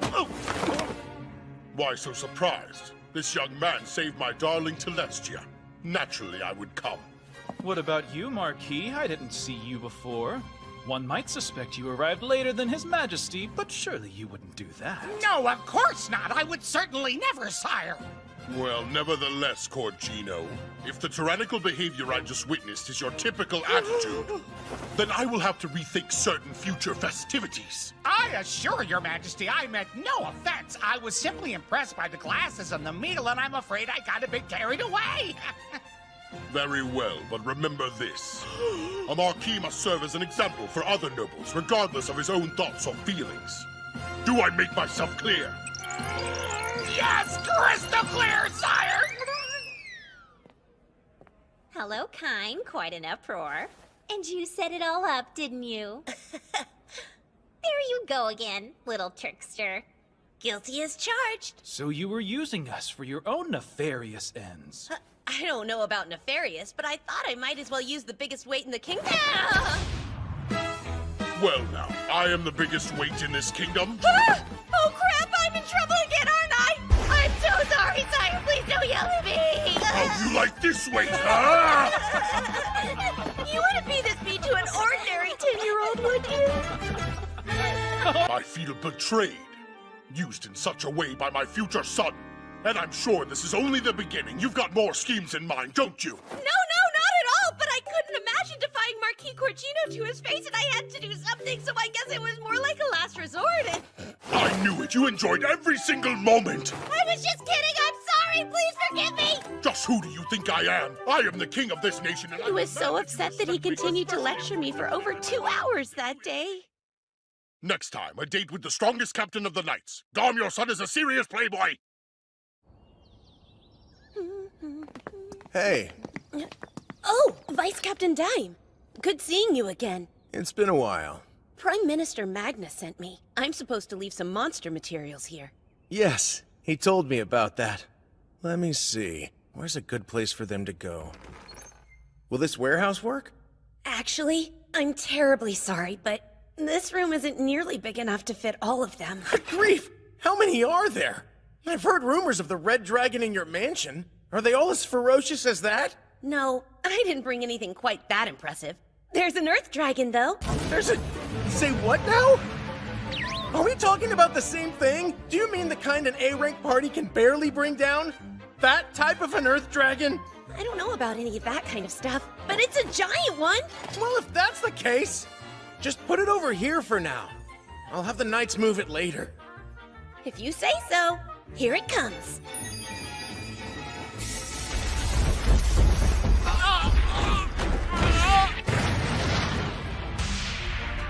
What in the world? This is all of them. That's incredible. I'm impressed. Hate to ask you, but I'm gonna. Think you can take them off my hands, please? The truth is, I have way more than just A-rank monsters. I have S-rank ones, too. That's because my status is way off the charts. But shh, don't tell. Tell me, Kyne. Are you a hero, perhaps? Or a disciple of the gods? No, it's nothing like that. I swear I'm just the third son of Margrave Garm. Well, I suppose I can't be too nosy. I appreciate it. Very well. It'll take a bit of time to appraise so many. Is that acceptable? Sure. Just let me know when you're finished with it and I'll head right back over. Take care then. Whoa there. It's still rather early. Mind helping out with the Knights' training exercises? I'd like you to meet our captain as well. Captain? Yeah. The captain's obsessed with strong people. Seems like the perfect time to show off what you're capable of. Okay? Okay? Okay. And then... Hold it right there! This is the young hero Baron Kyne. As I'm sure you're aware, it was this boy who annihilated 30 orcs and saved the princess by himself. He'll be joining us today. Pleased to meet you all. So where's the captain? Should be here soon. In fact, probably the moment the mock battle gets underway. Our captain does love a good fight, after all. Oh no! It's gonna be someone super huge and scary, isn't it? Don't worry about it. Our fearless leader won't eat you. I hope. Let the mock battle begin! Who's up first? So yeah, one quick question. He genuinely looks like a child. And he's only 10, right? Should the Royal Chivalric Order really fight him? Well, if you're that worried, you can go first. So, young man, I will grant the first move to you. Come at me with all you've got. Well, if you insist, here goes. And boom!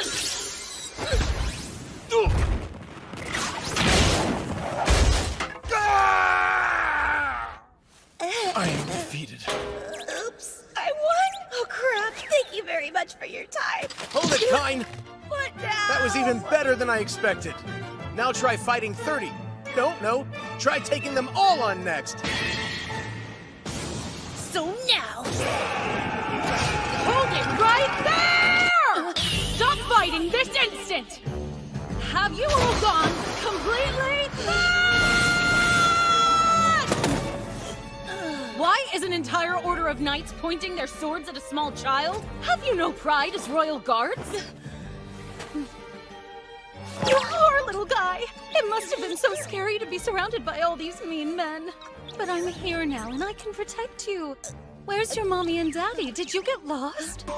She's an elf. Diane, why didn't you, of all people, stop them? What's wrong with you? If I may speak now, Captain. Captain?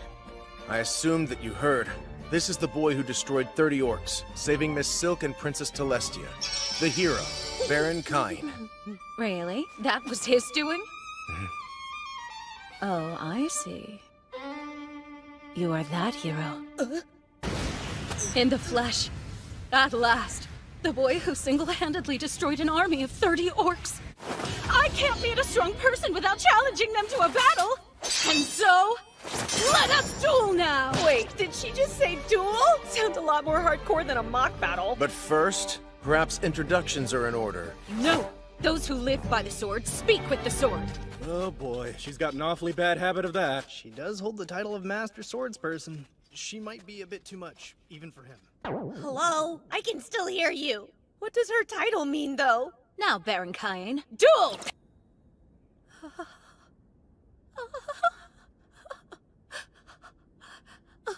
That's it. Huh? It's settled. I've decided that I'm going to marry you! What? The captain? Why would you bring up marriage out of the blue? You realize I'm only 10 years old, right? And aside from your rank, I don't even know a single thing about you! You do have a point. As for introductions, I know your name. Mine is Tijuana von Liebert. I am the captain of the Royal Chivalric Order of Esfort. My title is Honorary Viscount. I am the daughter of Duke Liebert, who oversees the whole northern forest. You need not ever worry about our age difference. Since I'm an elf, I'll live for a good 300 years. And so I'll still be beautiful for a very long time. That's not the issue here. I'm not afraid to admit I'm quite confident in my looks. Huh? But still, surely it's not proper for the daughter of the Duke to arrange a marriage at her own discretion like this. No need to worry about that! When I decided to leave home, I told my family I wouldn't come back until I found someone stronger than me to marry, so it's fine. Well, it may be fine for you, but it's not for me! There are lots of other people I have to consult with, including my own father, Vice Captain Dime! You're just living through this! Actually, you're right. It'd be improper of me to decide our fates on my own. Excellent! Thank you, Captain Tijuana! Sounds like you understand. Dime. Ma'am? I need to speak to His Majesty first. You're to arrange an audience with him at once. Oh no, can we please not? That would be the worst. The king is the last person I want to hear about this idea. Let's go. Ma'am. Bring him to... Wait, no! Help! This is a terrible plan! Don't take me to the king! He's going to be so mad at me!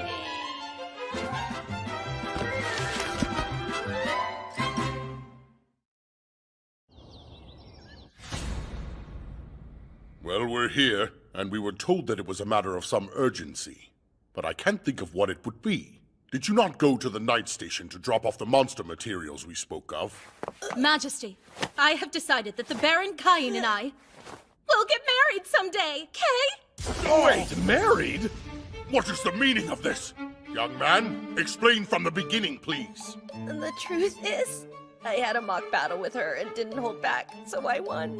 And then she sort of proposed. Good grief, boy. And you haven't bothered to tell her about Tellus and Miss Silk yet? But I thought that's supposed to be a secret. So no. Kain, tell me, do you understand the importance of the position Captain Tijuana holds? Guess not. I only know she's the captain of the knights. That's what I thought. To provide some context, the Liebert's territory from which she hails was originally an elf nation. As you know, all elves are beautiful. For that reason, they were often dragged into conflict by those who wished to kidnap, enslave, or subjugate them. But here in the kingdom of Esfort, per the dying wish of the first king, Yuya Terra Hirasawa Esfort, there is no discrimination based on race. And so, that's why we took their land under our protection as a territory of the kingdom. It has been designated as a self-governing dominion, and it's practically its own country. In other words, Tijuana is essentially a princess, And you've received a marriage proposal from said princess. Do you have any idea what that means? Now, Tijuana, what I'm about to tell you is confidential, so I'll ask you to keep it to yourself. While it may be hard to believe, our Kain gets around. He's already engaged to 2 young women, my daughter Celestia and Duke Eric's daughter, Miss Silk. I see now. What you're really telling me is Baron Kain is full of so much extraordinary raw talent that even the both of you recognize it? I understand. Thank you, I'm very much relieved. I know it's difficult, and I'm sorry, but... However, hearing you talk and knowing you both see his exceptional skill set only makes me want to marry him all the more. I mean, just look at him. How could I not? Why is this always happening to him? All right, then. I acknowledge and respect your feelings. Even so, you must write a letter to your father, Layson, at once. We'll talk only after you receive permission. Understood. In that case, Your Majesty, I'll take my leave now. I guess that's our cue to go, Kain. Wait, go where? How about we head to the battle arena again? Let's fall more in love and write that letter. And with that, we'll be on our way. Take it! Good as he is, I still can't believe he managed to defeat her. Tijuana's the strongest knight in the whole kingdom. Perhaps the captain was feeling a bit under the weather when they fought. No, that didn't seem to be the case. Right. To be that strong at the age of 10. How in the world is he so powerful? It defies all logic. Well, Garm, the boy is your son. What's his story? I'm afraid I don't know either. Apparently, he killed that red dragon in his mansion by himself as well. Wait a minute. Now that you mention it, when I asked him if he was a hero or a disciple of the gods, he seemed to recoil from my words. Ah, I see. He really is special. There is at least one way to test him. By showing him that. What that? Who that? Hello, Kain! You okay there? Don't worry too much. It's only me this time. Vice Captain Dime. I've never seen someone your age look so worn out. Can you blame me? I've had to go on dates with her every single day since she proposed. I'm so exhausted. Tijuana never lets me go until my endurance has reached its limit. The mock battles between you two have reached a level that none of us could possibly achieve. But because you came into her life, our captain has gotten even stronger. Actually, while I was having some mock battles with Tijuana, I noticed the title of Master Swordsperson was added to my status. So, has she always been this intense, or am I the one to blame here? She has, and she leaves all of the night business to me. I figured. Where are you, Kain? No! Looking for you. What? Hurry up now. His Majesty wants to see you. Did I do something wrong again? But I've been trying really hard to behave myself so he wouldn't yell at me anymore. So, sire, this is quite a gathering. May I ask what it's about? First things first. Tell me, Kain, why do you seem jumpy? Oh, sorry. It's nothing, Your Majesty. Fine, then. I've called you here today because there's something I would like to show you. If you please. Sire, here, Kain, take a look. An Emperor-level magic text passed down in the royal family. It is said to have been written by the first king, Yuya Terra Hirasawa Esfort. No way! An Emperor-level text? And you're actually asking me to look through it? That's correct. Thank you so much! Even the magic texts in the Palace Mage's library only go up to Mega level? Yep, sure enough. Here's a spell I've never even seen before. Wow, this really is a whole new level of magic, huh? It's as I suspected. I'm sorry, what? Listen, Kain. There's something I haven't told you. You're the only person in this room who can read that book. Can you guess why that may be? That's right. The words are indecipherable to the rest of us, because it was written by our first king in a language called Japanese. Oh yeah, the kingdom's founder was Yuya Terra Hirasawa. That's obviously a Japanese person's name. So, he must have been reincarnated like me. We know that it's Emperor-level magic because it's been handed down as such, but that's as far as our knowledge goes. I must ask, and I'd like the truth. Who are you really, Kain? I can't hide it anymore. When they learn I was reincarnated, Will I lose everything? No, it's fine. Surely they'll understand. Right! I'll tell you the whole truth. But if I do, I must ask you to promise that only those present right now will ever know. And should you not feel comfortable making that promise, I'm afraid that I will have no choice but to leave this kingdom. We understand. I have my memories from my previous life. Memories of a different land. The one your first king came from. Memories of a nation called Japan. Whoa! Kain. Sorry, Father. I should have told you. That explains a great deal. Incredible. But if that is the case, are Sarah and I truly your parents?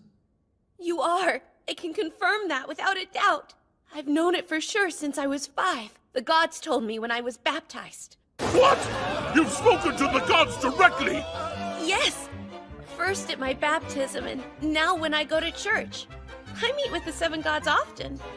7? The entire pantheon! That's right. Kain, would you mind showing us your status? Status open.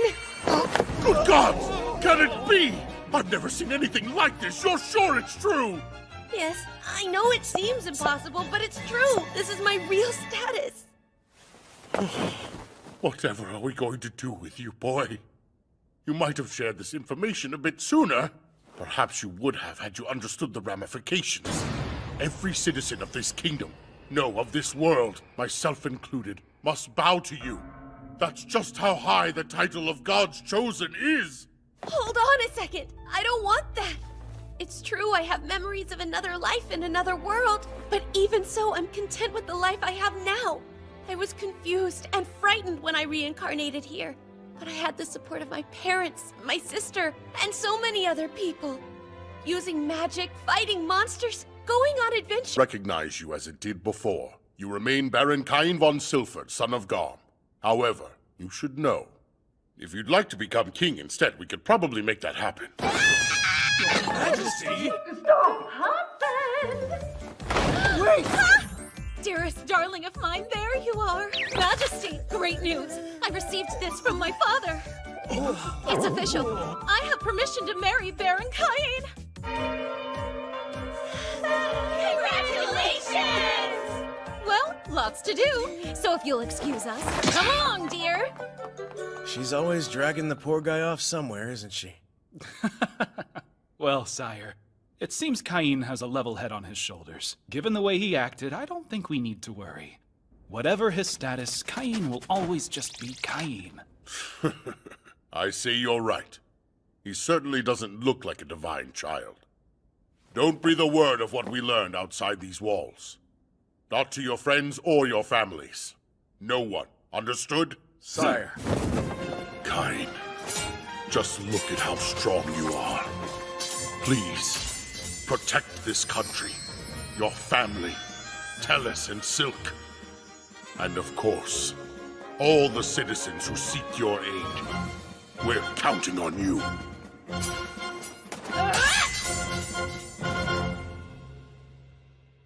I'd like to know how precisely you came to be engaged to Captain Tijuana. I'm really sorry. I fought a mock battle with the chivalric order and wound up engaged at the end of it. At this rate, you'll have a dozen fiancés by the time you reach adulthood. Oh well, I'm having fun, so I suppose I don't mind. Well, I happen to. So I'd appreciate it if you'd stop accepting proposals willy-nilly. There you are, my darling. I hope you're well rested, so we can share our love again today. What exactly does she mean by share our love? Explain yourself. Wait, hold on. It isn't what you're thinking, I swear. She just wants us to have another mock battle. Oh, why does this always end up happening to There's no me? use protesting, sweet husband. Yes, let me go. Not until morning. Please.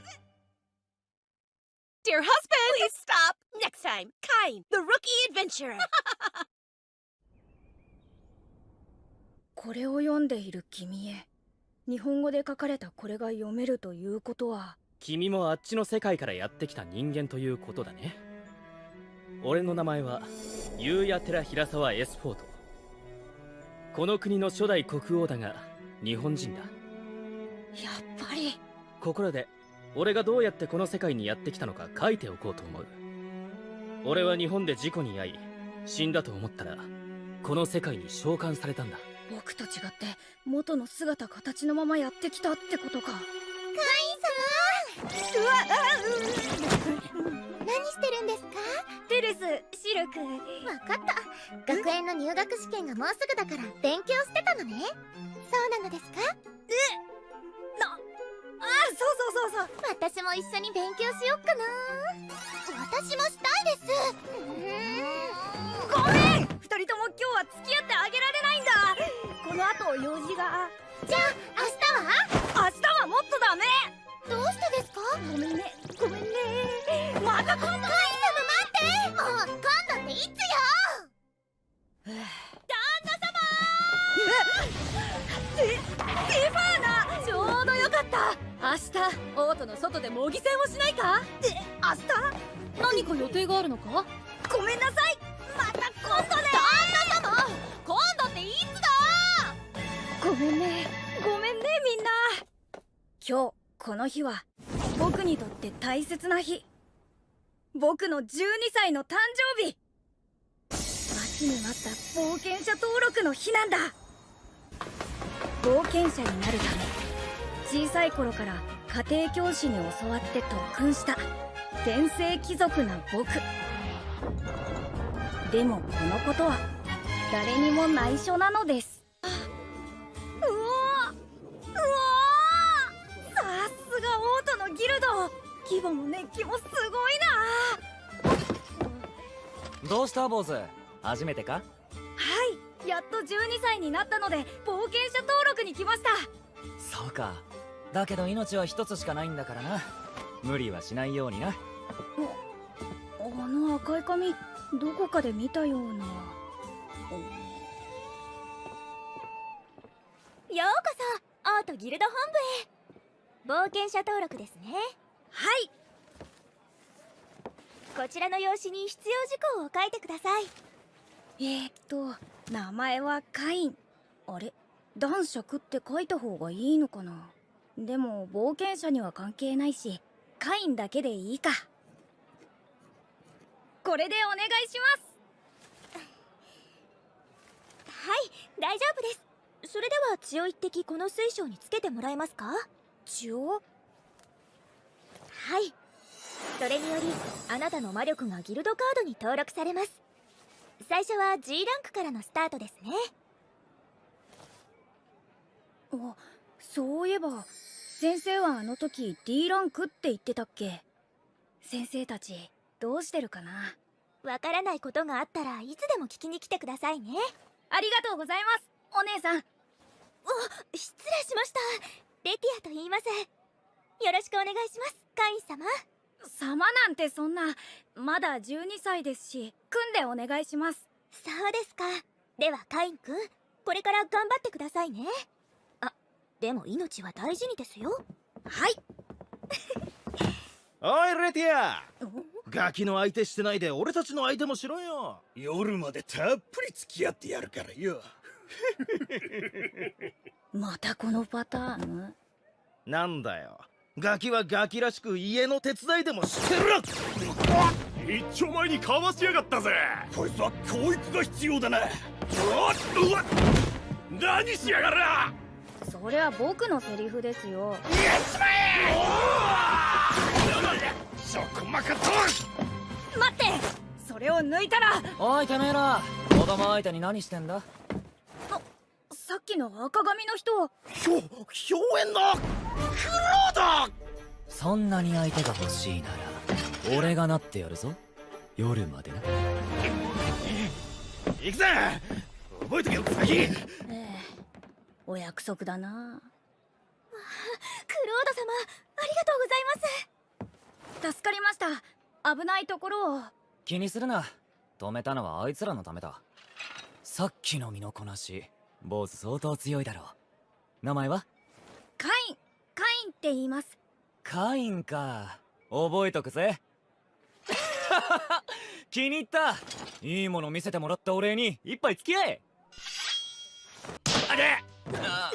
こんなところにいた。いないと思ったらなんで飲んでるの？嫁のリナだ。よろしくな。よろしくじゃないわよ。あんた依頼受けたんだからさっさと行くわよ。カインと言います。クロードさんに絡まれたところを助けてもらったんです。カインくん、あらかわいい。この辺ろくでもないのが多いから、何かあったらリナお姉さんに言いなね。はい、ありがとうございます。でもリナ、こう見えてもカインはかなりの腕前だぞ。俺が止めなかったら今頃ここの床は血に染まってたな。あんたこれ以上飲んだらあんたの血で床が染まるけど。わかったよ。それじゃあカインまたな。またねカインくん。酒代報酬から引くからね。ありがとうございました。おお、いい依頼を見つけろよ。 G ランクの依頼は店の掃除に荷物の運搬か。魔法なら楽勝だけど、さすがに遠慮しておきたいな。どうせなら魔物討伐とかがいいんだけど。あ、東の森のゴブリン討伐。報酬は討伐数次第で上限なし。これだ、僕の初依頼はこれだ。初依頼、旦那様。ティファーナ、なんで？王都の外で騎士団の特訓を行うんだ。旦那様は冒険者登録して初めての依頼に行くんだ。なるほど。では私も一緒に行こうっと。しかし団長、これから特訓が。妻が旦那様の門出に立ち会わずにいられるか。特訓はダイム、お前に任せた。行くぞ旦那様。助けて副団長。すまんカイン殿、団長には逆らえん。そんな。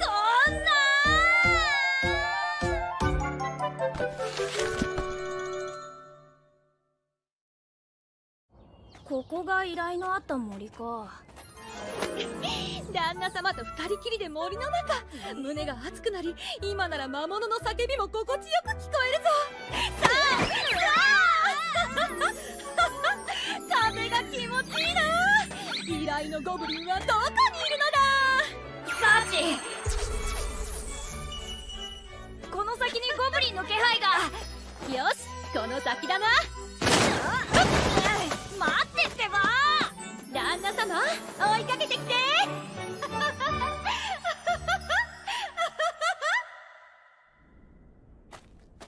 ひどい。サーチだとこの辺りなんだけど。旦那様、ありがたい。旦那様の愛がいっぱいだ。今の私は旦那様と一心同体。旦那様、愛してます。私はやめる時も健やかなる時もあなたと共にあらんことを誓います。今こそ共同作業。これぞ永久不滅の愛の先生権。いつでも旦那様と共にケーキ入刀。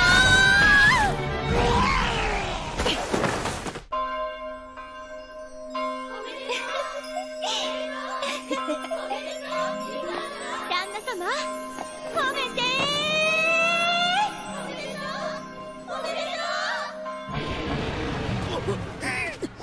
グリーンリザード。も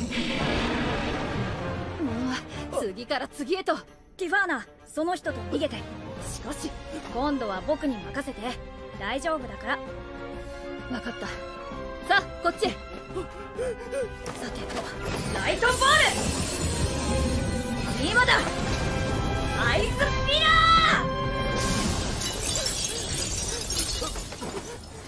ー。何ですか今の。今日の旦那様ったら激しすぎ。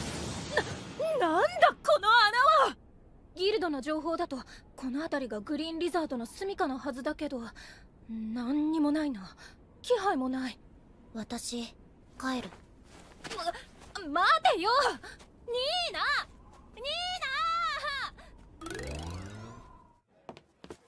あら、カイン君、どうしたの？グリーンリザードを倒したんですけど、依頼受けてないと冒険者になれたのに剥奪。何の騒ぎだい？うるさくて話もできないじゃないか。ギルマス、すみません、このガキが不正を認めないもんで。だから不正はしてませんって。おやおや、君。それでどうして不正ということになったんだい？だって登録初日にグリーンリザードを倒したって言うんですよ。しかも30体も。不正があるに決まってます。ギルマス？なんで笑うんですか？セドリック、こんな子がグリーンリザードを倒せるわけがないって？君はまだまだだね。ギルマスは私よりこんなクソガキを信用するんですか？クソ。おーい、入っておいで。騎士団長。旦那様！旦那様！やっぱり。ティファーナ、ダメだよ、婚約はまだ内緒なんだから。婚約？しまった。てか、なんでティファーナここにいるの？実はあの後ギルドと今後のゴブリンとグリーンリザード対策について話し合っていたんだ。その通りだよ。カイン君。いや、カイン男爵。男爵！聞いたことないかい？セレスティア王女殿下とシルク城を救出した英雄のこと。それがこの子？そう、カイン男爵。男爵？いや、しかし名簿には。貴族として扱われるのが嫌だったので、ただのカインで登録したんです。それからカイン男爵はね、ガルム辺境伯のご子息でもあるから。ガルム辺境伯様の？そしてティファーナと結婚したら私の義理の弟にもなるね。ティファーナのお兄さん？そこが一番驚くのかい。セドリック、君はこれでも彼をクソガキだというのかい？だったら僕はクソの兄ってことになるね。カイン様、これから気をつけます。どうか不敬罪だけはお許しください。ティファーナ、不敬罪って何？暴言を吐いた平民を処刑してもいいって法。処刑？そんな怖いことしませんよ。謝罪を受けます。頭を上げてください。ですがこれからは決めつけるのはやめてくださいね。はい、もう絶対に。それよりグリーンリザードって引き取ってもらえるんですか？ 30 体ほどあるんですが。喜んで引き取らせてもらうよ。レティナ。はい、後ほど倉庫に。それで処理いたしますね。しかし G ランクの新人がグリーンリザード30体も持ってくるなんて、このままにしておくわけにはいかないね。今回のお詫びも兼ねて C ランクにランクアップしちゃおうか。本当ですか？あら、 C ランクでは足りないわよ兄さん。旦那様は10歳でレッドドラゴンを倒したのよ。それに私より強いんだから。騎士団長様より強い？それって国内最強ってこと？そうなの。で、旦那様？D ランク以上は盗賊討伐ができないとダメなんだけど、英雄カイン男爵なら文句は出ないだろう。思い切って A ランクにしちゃおうか。A ランク？初日で？ああ、盗賊討伐はしてもらうけどね。盗賊は捕まえて出すでもいいんですか？構わないよ。これからギルドの指名依頼もやってほしいし、やっぱり A ランクだね。レティア、セドリック、手続きして。はい。カイン男爵、部下の数々の無礼、ギルドマスターとして心から謝罪する。すまなかった。そんな、やめてください。もういいですから。ありがとう。妹が少年と結婚すると聞いた時は少し驚いたけど、今日初めて君を見て安心したよ。どうかこんなおてんばな妹だけど、これからもよろしくね。ちょっと兄さん、何よおてんばって。強い相手を求めただけじゃない。結婚だって強引に迫ったんじゃないか。ほら、私と旦那様はすでに愛の共同作業をした仲なんだから。あれこそ私と旦那様の愛の結晶。ティファーナ、その言い方はお兄さんにとんでもない誤解を生むから。大丈夫。模擬戦をデートと読む妹のことは誰よりもよく知ってるから。理解あるお兄様で助かります。フォフォフォフォフォ。相変わらずじゃの。また騒動になってる。やっぱり加護レベル10は上げすぎだったのよ。いいのじゃ。もっと強くなってもらわないとな。そこまで強くして何か意図があるのか？うん。もうすぐアーロンの封印が解けそうなのじゃ。アーロンが出てきたら世界がまた大変なことに。そうじゃ。300年前はあやつが封印してくれたが、今度はどうなることやら。それならもっと強くなってもらわなければ。せっかくの実りある大地がめちゃくちゃになってしまうわ。もっともっと鍛えねば。だがどうやって？小度師匠になりそうなやつがこもっておるじゃろう。ああ、確かに適任ですね。あの子のもとで修行させましょう。やつを。ゴールド！今日こそ一緒にお勉強しましょう。いいよ。テレス、シルク。やった！お勉強デートいろいろ教えてくださいね。ここにいたのか、旦那様。森デートしたからな。次は海デートだ。何のことですの、森デートって。私たちは断ってティファーヌさんとデートしてたんだ。会員様、詳しくご教授願いますわ。よろしくね、会員先生。違うんだよ。正座！正座！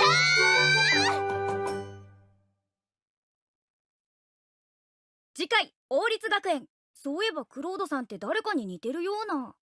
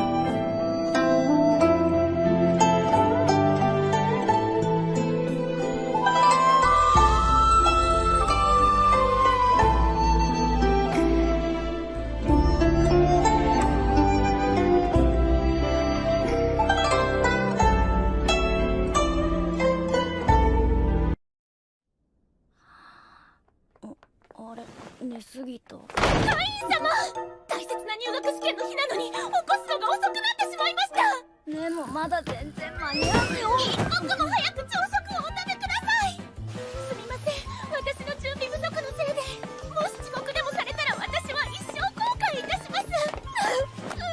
問題ないってシルビア、間に合うから。それじゃあ行ってくるね。いってらっしゃいませ、会員様。試験頑張ってください。やっぱり間に合った。一度行ったところへ自由に行き来できるやりすぎ転生貴族の僕。でもこの能力は大切な入学試験日だったのでつい使ってしまったのです。もちろん会員です。では試験番号は285番になります。教室 A の10番にお座りください。ありがとうございます。知ってる子全然いないな。なんでだろう。お披露目会で会った子もいないし。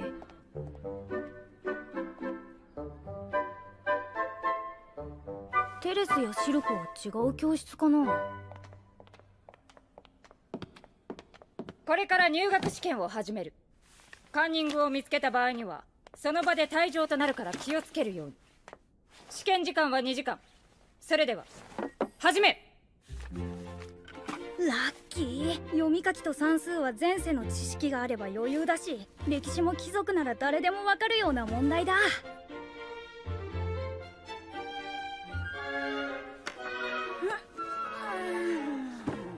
そこの君、そんなにのんびりしてていいの？まだ30分しか経ってないわよ。あ、大丈夫です。もう全部終わってますから。もう？はい、そこまで。みんな手を離して回答用紙を置くように。このクラスは続いて魔法能力測定に向かってもらう。魔それではあの的に向かって自分の持っている最高の魔法を放つように。全力でやってもいいのですか？いいわ。ここの訓練場は防御結界を張ってあるから、君がどんな規模の魔法を使っても大丈夫。それでは始め。行くぞ。ここに見せし闇より見出し輝きを増してファイヤーボール。あはは、そうだよね。12歳だとこれくらいの威力だよね。全力でって言うからインフェルノ放とうとしたけど、危ない危ない。285番、早く魔法を唱えなさい。はい。何これ？ちょっと！ファイヤーバレット！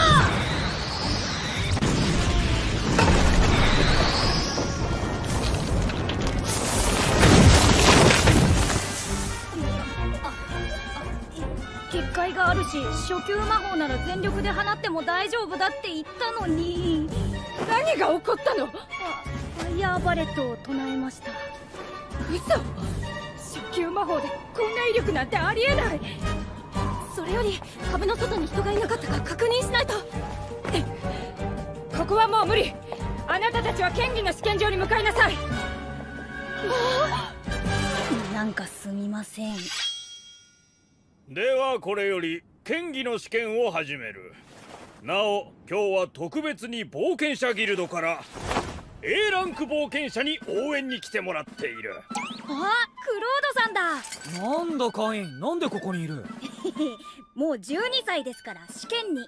ああ、じゃあお前は俺が相手をしてやるよ。あ、いえ、遠慮しておきます。なんでだ？君、今日の試験官で一番ランクの高いクロードさんのお誘いを断るつもりかい？あ、いや、それは。指名だし、君はクロードさんに見てもらいなさい。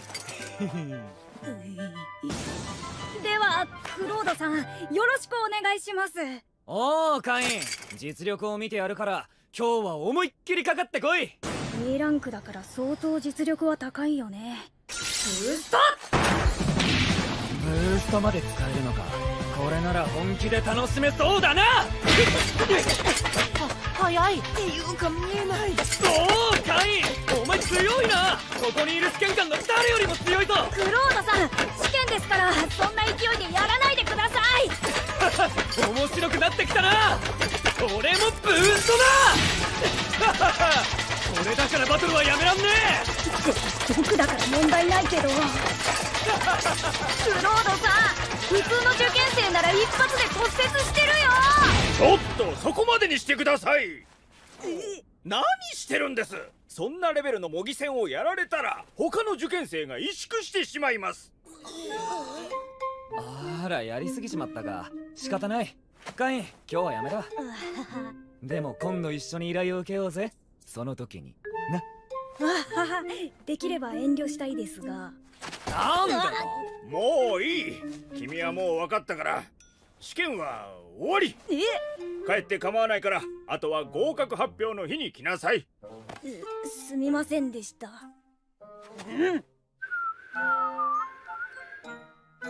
ただいま。お帰りなさいませ、会員様。試験はどうでしたか？問題なし、無事に終わったよ。ちゃんとできたから大丈夫だと思う。だと思いました。では今日は合格祝いのお疲れ様でした会をいたしましょう。早いよそんなの。いいえ、朝の失態もお詫びしたいですし。本当に大丈夫だから。ほら、食べ盛りなんですから。今日は10人分のごちそうですよ。すぐに準備いたしますね。シルビア、そんなに食べられないって。だけど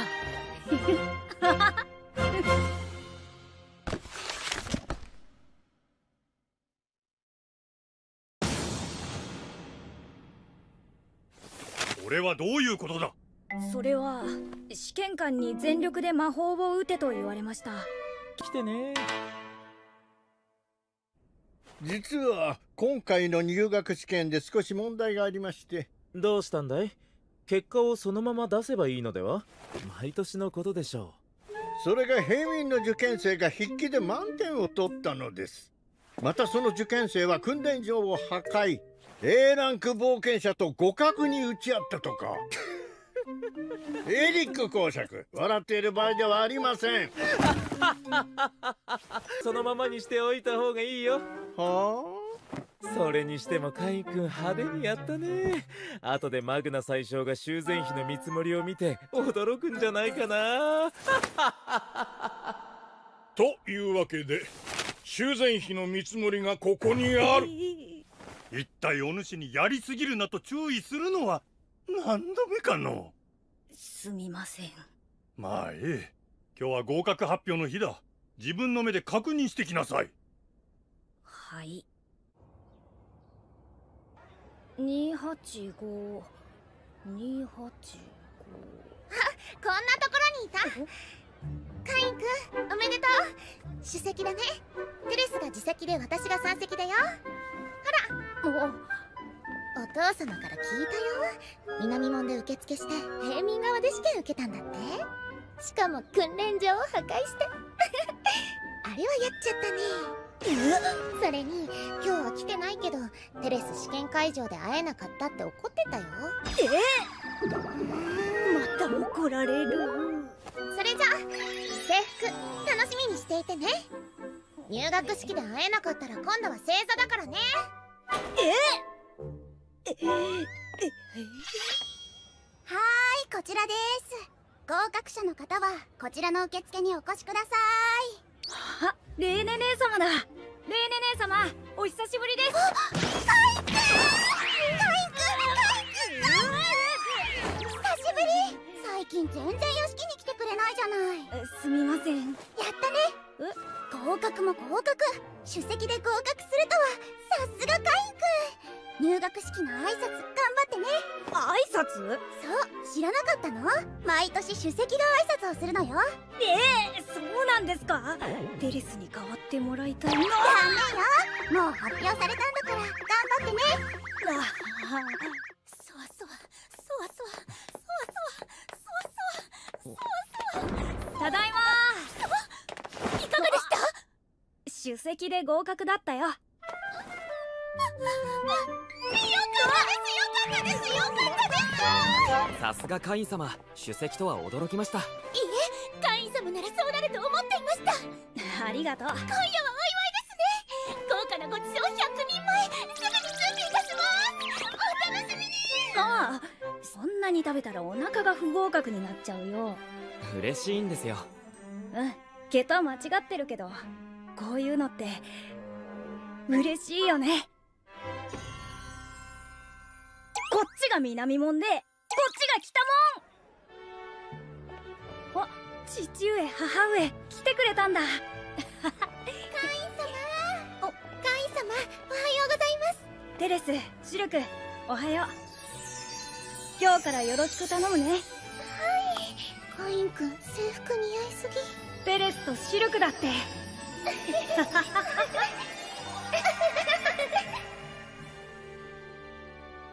なんだよこいつ。テレスティア王女殿下だろ。それにサンタナ公爵令嬢も二人と仲良くしやがって。でも真ん中の男の子かっこいいよね。それではただいまより王立学園入学式を始めたいと思います。まずは新入生代表カイン・フォン・シルフォード。はい。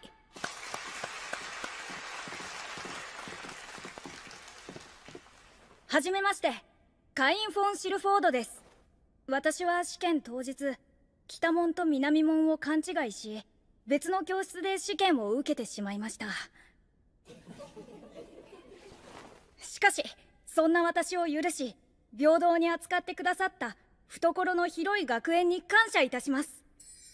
初代国王より、すべての国民に平等に教育を受ける権利がある、とあるように、私はこれからの学園生活で家柄にとらわれずに友人を作るつもりです。いろいろとお世話になると思いますが、どうかよろしくお願いします。それでは最後に急ではありますが、陛下がいらっしゃっておりますので一言いただきたく思います。お父様が？なんで？皆さん入学おめでとう。今年はいろいろと規格外の生徒もいるので、わざわざ私が挨拶しに来た。先生方も大変だと思うが、どうか頑張ってほしい。なんか謎に釘刺されてる。規格外はいいね。規格外は簡単ではあるが、新入生の皆さんの大いなる成長と活躍を心から願って、これを歓迎とお祝いの挨拶とさせてもらう。それではよろしく頼む。カインくん、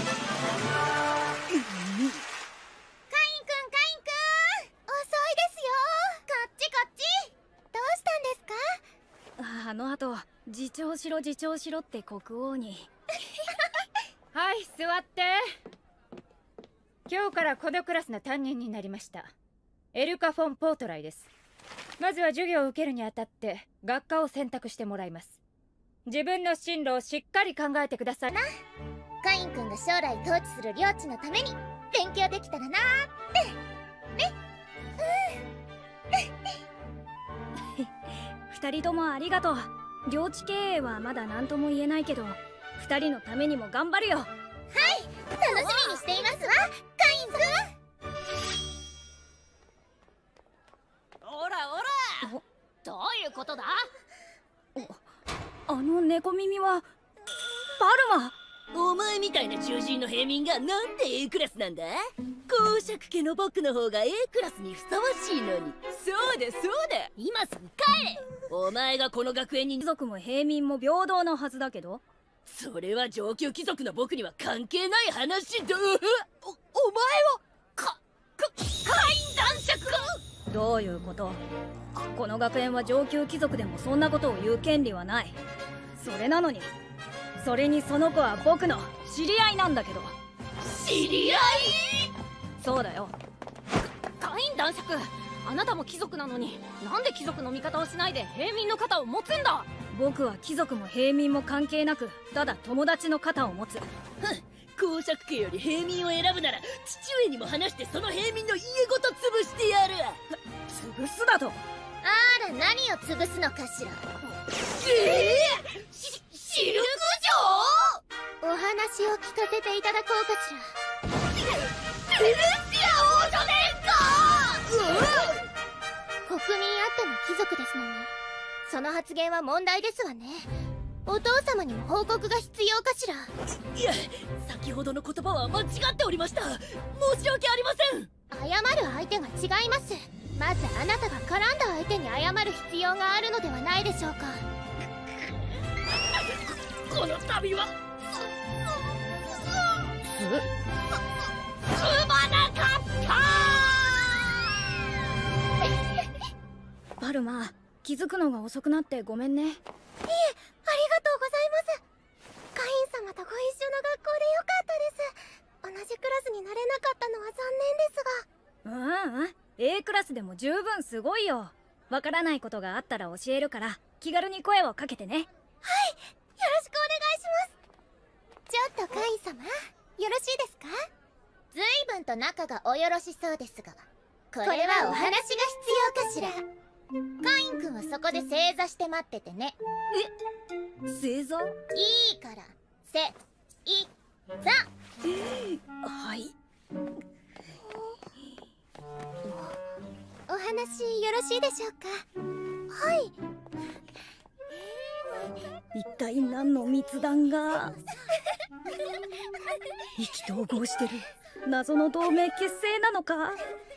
っていつまで僕はこの状態なの？ジジイの言う通り面白い子じゃないか。気に入ったよ。ちょっと話をしないかい？誰？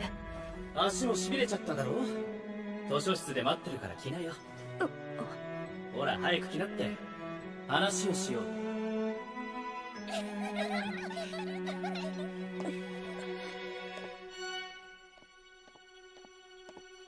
来ましたけど。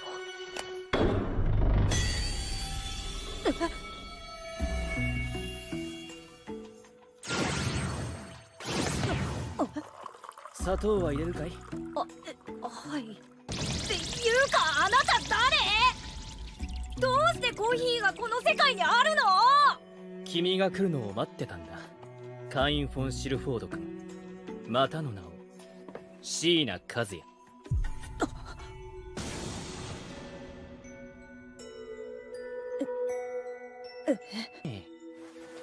飲まないのかい？安心しな、毒なんて入ってないから。美味しい。9年ぶりだからやりすぎなほど超絶うまい。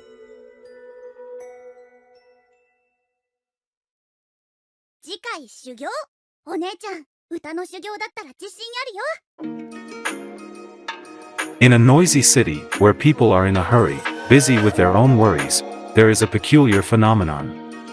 Among the busy streets and tall buildings, there are people whose emotions manifest themselves in unusual ways. Meet Ryan, a reserved man who has just started his first day at his new job. Eager to join the work, Ryan finds himself strangely disconnected from the expected excitement.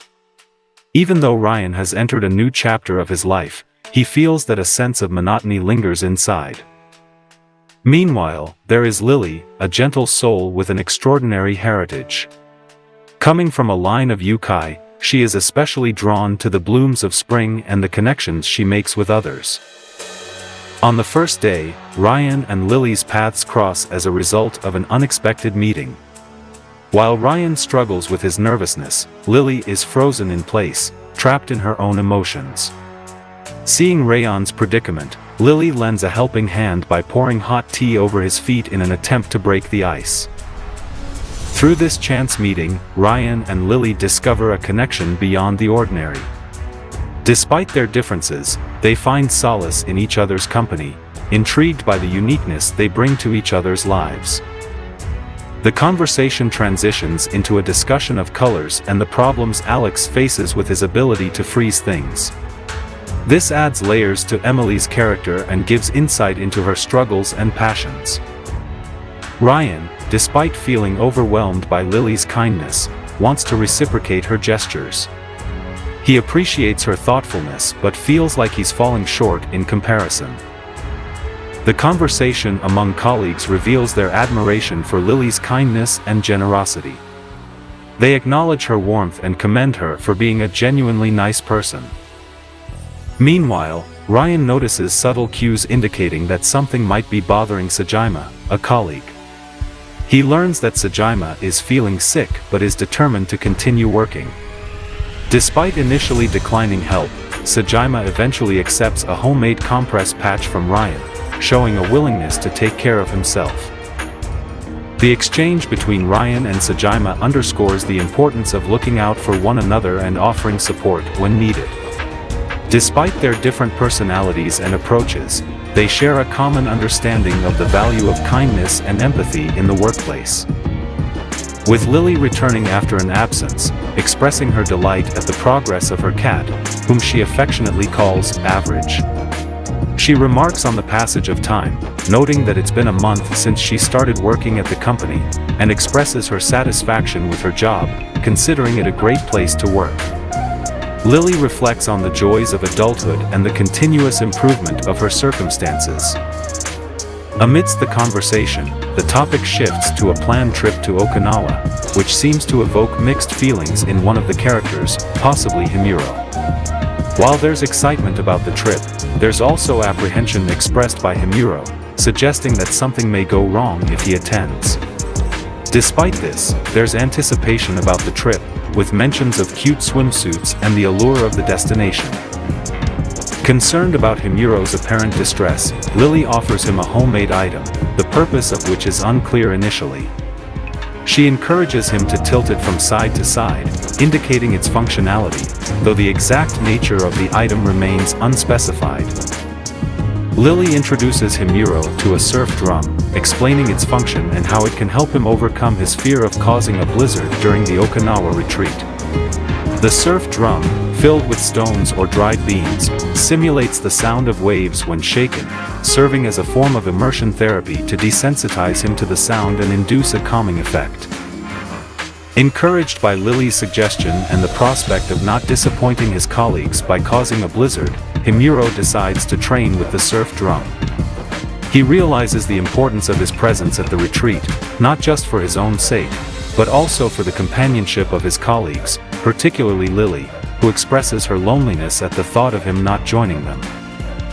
Despite his initial reluctance, Himuro decides to commit to the training, determined to show that he can overcome his fear and contribute positively to the trip. His newfound confidence and determination to conquer his fear are evident as he embraces the challenge with enthusiasm. As they explore Okinawa, Ryan mentions that it's his first time there, while Lily recalls a previous school field trip that was marred by a typhoon, preventing them from leaving the hotel. She expresses her excitement for this trip and even prepared a travel guide to make the most of their time. Ryan appreciates the effort Lily put into the guidebook, recognizing how much the trip means to her. They both look forward to having a memorable experience in Okinawa. During their exploration, Lily receives photos of her cat from the pet sitter, bringing her joy. Ryan admires her affection for her pet and the bond they share. As they encounter cute items for sale, Ryan tries to remain composed, not wanting anything to disrupt their trip. He encourages Lily to choose what she likes, but she insists he take it, leading to a playful exchange between them. When they hear the weather report forecasting a significant increase in temperatures, Ryan becomes distressed, realizing he won't be able to handle the heat. He makes an excuse to leave and rushes to a store to find ice or ice cream to cool down, but he's met with disappointment when he learns the freezer is broken.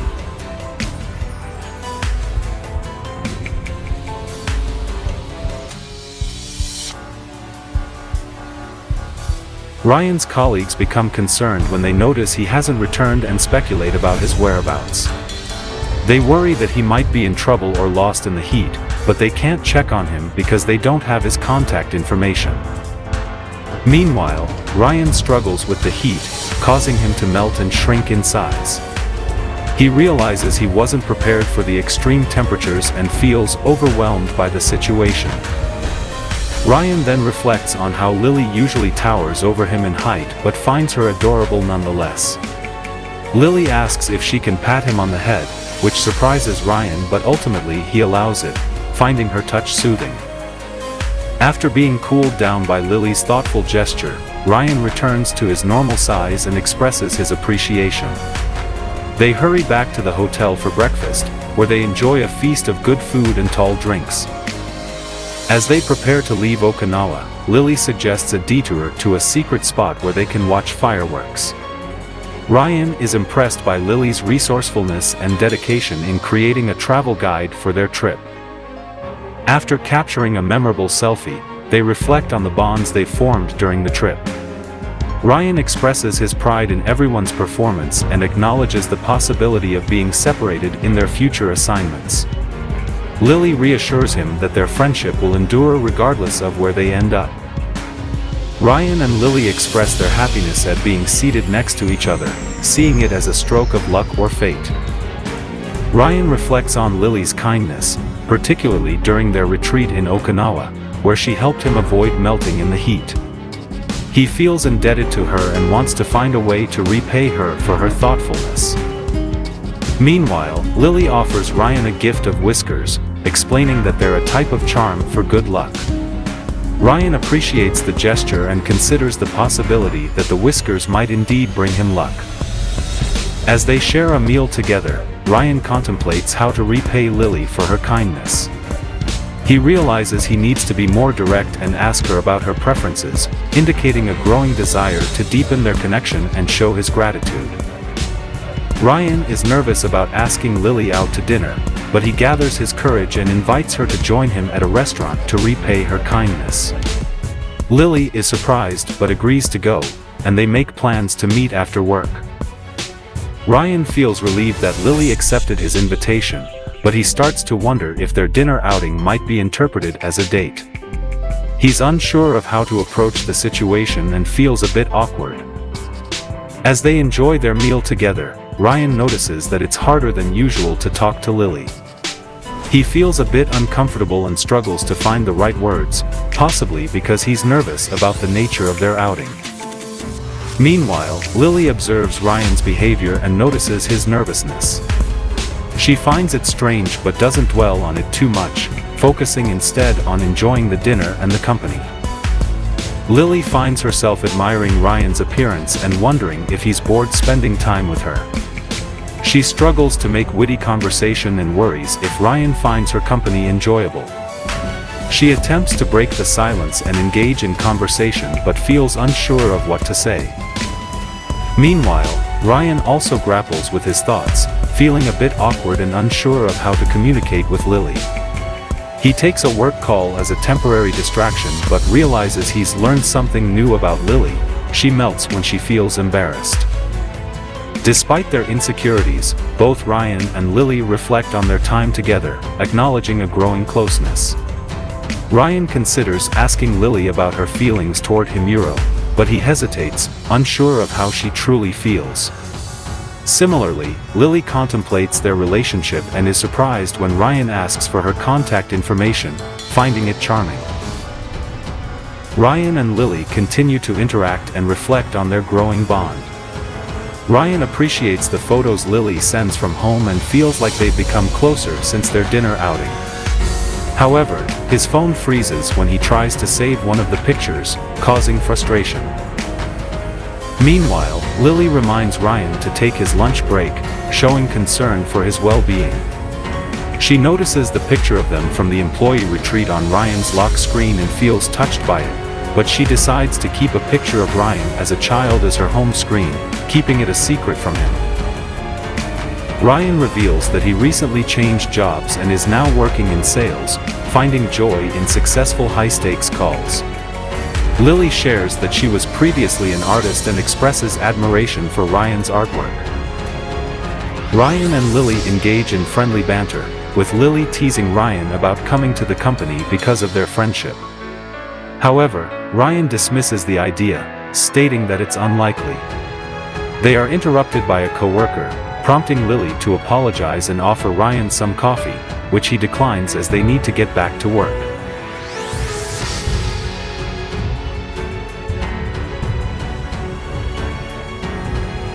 Later, Lily finds a movie flyer for George the Kitten, a popular cartoon, and expresses her fondness for it. Ryan admires her enthusiasm and suggests they watch the sequel together, even though Lily worries he hasn't seen the first movie. Ryan eagerly agrees to watch it and suggests they see the sequel on their day off, hinting at it being a date. In this scene, Siki and Sajima are at the movie theater together to watch George the Kitten sequel. Sajima is nervous and excited to be spending time with Siki outside of work. However, he is also anxious about accidentally causing a blizzard due to his powers. Sajima tries to play it cool and suggests picking seats by the aisle in the back to avoid any awkwardness. Meanwhile, Siki wonders why Sajima chose this movie and the seat next to her specifically. Sajima awkwardly tries to come up with an explanation, but his nerves are getting the best of him. As they settle into their seats, Sajima tries to focus on the movie previews to distract himself from his nerves. However, he can't shake the feeling of unease and wonders why he's in this situation. Sajima reflects on how much he's enjoying spending time with Futsuki, particularly during their movie outing to see George the Kitten. He finds himself emotionally invested in the film, which surprises him since he wouldn't have watched it alone. When he notices Futsuki crying during an emotional scene, he feels a rush of affection towards her and realizes that he's head over heels for her. After the movie, they discuss the possibility of getting dinner, but they decide it's too early for that and opt for stopping by a cafe instead. Despite the long runtime of the movie, Sajima seems to have thoroughly enjoyed their date. However, their enjoyment is interrupted by the reality of having to work overtime. Sajima encounters Futsuki at work, and they commiserate over their shared predicament of working late. This encounter further emphasizes their connection and shared experiences, hinting at the development of their relationship beyond just casual outings. In this scene, Sajima reflects on how nice it is to spend overtime with Futsuki since they have the opportunity to be alone. However, he has regrets about turning down his friend Comedy's invitation to go out to dinner due to working overtime. The comedy humorously mentions that she only invited Sajima out of pity because he doesn't have many friends. Despite this, Sajima still hopes that Comedy will have a good time. Sajima tries to lighten the mood by discussing with Futsuki a movie he watched, a CGI biography about the life cycle of rice. He mentions that he watched it because he remembered Futsuki saying she liked rice in hopes of impressing her. However, Comedy finds the film's choice funny and wonders why anyone would want to watch it. Meanwhile, rumors are circulating that Amido and Futsuki were seen together in movies, leading to speculation about the status of their relationship. Despite the chatter, Sajima is preoccupied with finding a way to cheer up Futsuki, suggesting that they play a game together to cheer her up. Sajima suggests playing a word game to pass the time while they wait. He selects the category animals and starts with the word iguana, but Futsuki points out that it has already been said. Sajima worries that she might think he's trying to bully her, but she reassures him that she loves the game and continues playing. They discuss the movies that were showing on the same day they went to see George the Kitten 2. Futsuki guesses that the horror movie Attack of the Killer Fried Shrimp was the one they inadvertently watched, imagining how funny it would be to see awkward turtles getting scared. Sajima then brings up the movie Sonora Express, which he describes as a story about a kotatsu salesman and a hot springs owner who fall in love while facing danger on a train. Futsuki mentions the suspension bridge effect, where people in dangerous situations may mistake their adrenaline for love. Sajima and Futsuki continue playing the word game while waiting for her cold medication to arrive. They express their enjoyment of the game and wish they could continue playing all night.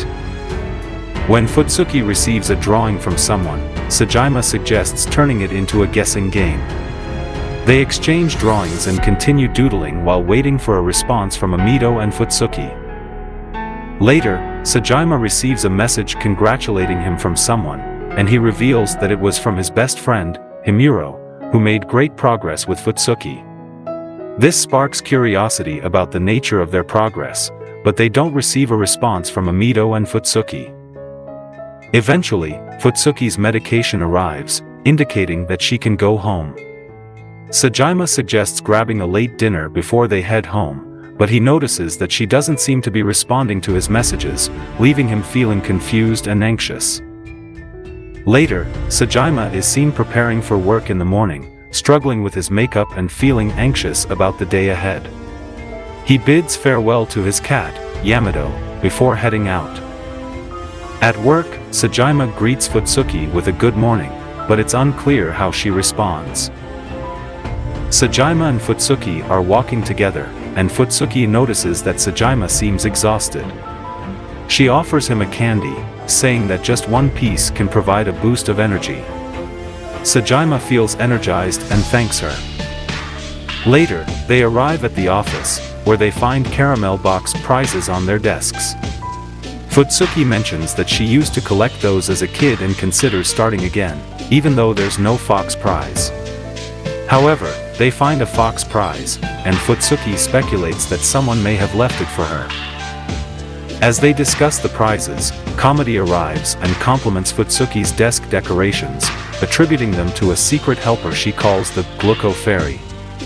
Sajima realizes that Comedy was the one leaving the prizes and congratulates her on completing the set. Comedy reveals that there will be a 7th set with a fox prize and shares the news with Futsuki. Meanwhile, Lily's days were filled with quiet moments of reflection amidst the hustle and bustle of the city. As she tended to her duties with grace and poise, she couldn't shake the memory of her encounter with Ryan. His presence had sparked something within her, igniting a curiosity that she couldn't ignore. As fate would have it, their paths crossed once again in the most unexpected of circumstances. On a bustling street corner, amidst the chatter of passers-by and the hum of traffic, Ryan and Lily found themselves face to face once more. This time, there were no cups of tea or spilled drinks, just a shared moment of recognition and understanding. In that fleeting moment, the barriers that had once separated them melted away, leaving only the promise of a connection that transcended time and space. With a smile and a nod, they parted ways once again, but this time, with the knowledge that their paths would inevitably cross again. As days turned into weeks and weeks into months, Ryan and Lily's bond only grew stronger. Through the ups and downs of life in the city, they found solace in each other's presence, their shared experiences forging a bond that was unbreakable. As they prepared for their adventure at Nikomi Land, Ryan and Lily found themselves filled with excitement and anticipation. The prospect of spending the day together in a place filled with love and joy sparked a sense of camaraderie between them. Their section chief's unexpected gift of tickets became the catalyst for their outing, and Ryan couldn't help but admire his colleague's role as a wingman. With gratitude in their hearts, they eagerly looked forward to the day ahead. For Ryan, the prospect of accompanying Lily to Nikomi Land felt like a golden opportunity to deepen their connection. He resolved to make the most of their time together, determined to ensure Lily had a memorable experience. Meanwhile, Lily's enthusiasm for the theme park was infectious. Her knowledge and passion for Nikomi Land made her the perfect guide for Ryan, who found himself drawn into her world of excitement and wonder. As they entered the park, Ryan marveled at the vibrant atmosphere and colorful surroundings. Despite feeling overwhelmed at first, Lily's reassuring presence helped him navigate the bustling crowds with ease. However, their excitement was momentarily dampened and they noticed a lost little girl in the crowd. Without hesitation, Lily sprang into action, her compassionate nature shining through as she approached the child to offer assistance. Ryan watched with admiration as Lily calmly reassured the girl and helped her reunite with her family. In that moment, he felt a deep sense of respect and admiration for her kindness and empathy. As they continued their exploration of Nikomi Land, Ryan and Lily's bond grew stronger with each passing moment. Together, they experienced the magic of the theme park, creating memories that would last a lifetime. As Ryan and Lily continued their day at Nikomi Land, their bond deepened with each passing moment. Despite the brief interruption at the Lost Child Center, they found solace in each other's company and pressed on, determined to make the most of their time together. As they wandered through the park, Ryan couldn't help but admire Lily's kindness and compassion, especially as she interacted with the lost girl and created a snowman to cheer her up. Her genuine warmth and sincerity touched his heart, and he felt grateful to have her by his side. Meanwhile, Lily appreciated Ryan's thoughtfulness and attentiveness throughout the day. His willingness to stay with her at the center and his genuine concern for the lost girl showcased his caring nature, earning even more respect and admiration from Lily. As they explored the various attractions of Nikomi Land, Ryan and Lily found themselves drawn to the Nyangiro Cruise, a boat ride that promised to introduce them to lazy cats from around the world. Excited by the prospect of experiencing this unique attraction together, they eagerly made their way to the boarding area. Once aboard the cruise, Ryan and Lily marveled at the adorable feline characters adorning the boat. Each cat seemed to have its own personality, from playful kittens to serene elder cats, and they couldn't help but smile at the charming sight. As they sailed along the tranquil waters of the Nyangiro Cruise, Ryan and Lily found themselves immersed in a world of whimsy and delight. Surrounded by the gentle swaying of the boat and the soothing sounds of the water, they shared moments of quiet contentment, savoring the simple joy of being together. As the cruise came to an end and they disembarked from the boat, Ryan couldn't help but feel a sense of gratitude for the day they had shared. In Lily's presence, he had found a kindred spirit, someone who brought out the best in him and made even the simplest moments feel extraordinary. As they made their way to the nearby cafe for a well-deserved break, Ryan couldn't help but smile as he thought about the adventures that lay ahead. As Ryan and Lily continued their exploration of Nikomi Land, they found themselves immersed in the bustling atmosphere of the theme park. Despite Lily's initial hesitation towards crowds, she couldn't help but be swept up in the infectious energy of the place. Watching the joy and laughter of the other visitors filled her with a sense of happiness that she couldn't quite explain. Ryan, too, found himself captivated by the vibrant atmosphere of Nikomi Land. He marveled at the variety of attractions and souvenirs available, eager to make the most of their time together. When Lily expressed interest in getting matching mugs as souvenirs, Ryan wholeheartedly agreed, envisioning how they could use them to brighten up their office space. As they browsed through the souvenir shops, Ryan couldn't help but notice how Lily's eyes lit up at the sight of each new trinket. Her excitement was contagious, and he found himself smiling in response, grateful for the opportunity to share this experience with her. Their shopping excursion was interrupted by the arrival of Comedy and Saejima, who teased them about getting lost in the crowd.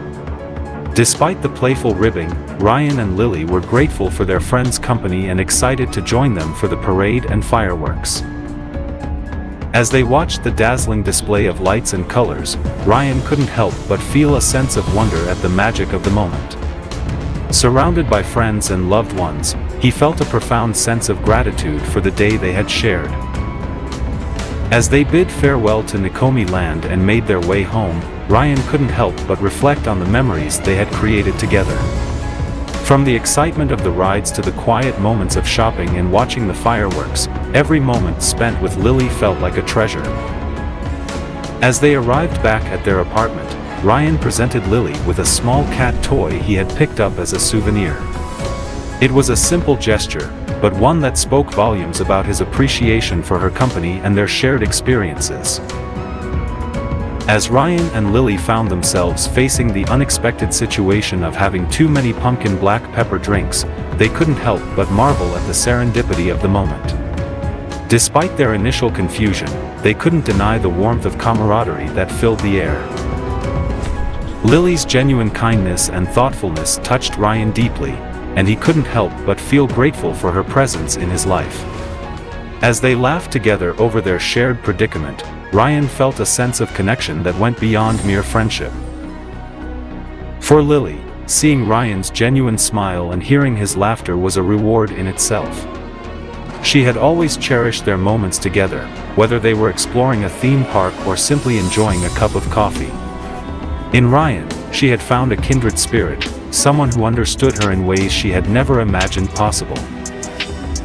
As they sipped their drinks and exchanged light-hearted banter, Ryan couldn't help but feel a sense of contentment wash over him. In that moment, surrounded by laughter and friendship, he knew that he was exactly where he was meant to be. As they finished their drinks and returned to work, Ryan and Lily couldn't help but feel grateful for the unexpected joys that life had brought their way. And as they parted ways with smiles on their faces, they knew that their bond would only continue to grow stronger with each passing day. As Ryan and Lily embarked on their quest to find the elusive pumpkin costume, they encountered one obstacle after another. Despite their determination, they couldn't seem to catch a break, with each store they visited reporting the same disappointing news: sold out. Frustration bubbled within Ryan as he grappled with the reality of their situation. The thought of letting down his team weighed heavily on his mind, and he couldn't shake the feeling of disappointment that threatened to consume him. Lily, ever the optimist, tried to lift Ryan's spirits as they continued their search. With her gentle encouragement and unwavering support, she reminded him that setbacks were just part of the journey, and that they would find a solution together. As they scoured the aisles of yet another store, hope began to flicker within Ryan's heart once more. Despite the odds stacked against them, he refused to give up, fueled by Lily's unwavering faith in their ability to overcome any challenge. Finally, after what felt like an eternity of searching, they stumbled upon a costume that caught their eye.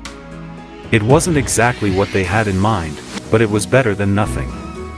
With a sense of relief washing over them, they quickly made their purchase and headed back to the office. As they returned with the costume in hand, Ryan couldn't help but feel a sense of pride in what they had accomplished together. Despite the setbacks and the challenges they had faced, they had persevered, proving that with determination and teamwork, anything was possible. And as they joined their colleagues in preparing for the upcoming competition, Ryan knew that no matter what obstacles lay ahead, he would always have Lily by his side, ready to face them together. In her, he had found not only a friend, but a partner in every sense of the word, and for that, he was truly grateful. As the realization sank in that their carefully crafted costumes were left behind, a sense of panic gripped Himuro. The thought of disappointing Otanashi, especially on a night meant for celebration, weighed heavily on his heart. However, Katari's suggestion brought a glimmer of hope amidst the chaos. Embracing the idea of turning their mishap into a humorous costume, Himuro felt a spark of excitement ignite within him. With newfound determination, Himuro and Katari decided to embrace their predicament and turn it into a creative opportunity. Donning their work clothes, they transformed themselves into the Forgetful Souls, two hapless individuals who had left their Halloween costumes behind. As they arrived at the party, laughter and applause greeted their makeshift costumes, with fellow colleagues appreciating the cleverness and humor behind their last-minute ensemble. Despite the initial setback, the night turned out to be a memorable one, filled with laughter, camaraderie, and the joy of celebrating together. And as Himuro glanced over at Otanashi, he couldn't help but feel grateful for the unexpected twist of fate that had brought them even closer together. As the party unfolded and colleagues showcased their creative costumes, the atmosphere buzzed with excitement and laughter. From recycled mummies to spooky vampires, each outfit added to the festive spirit of the evening.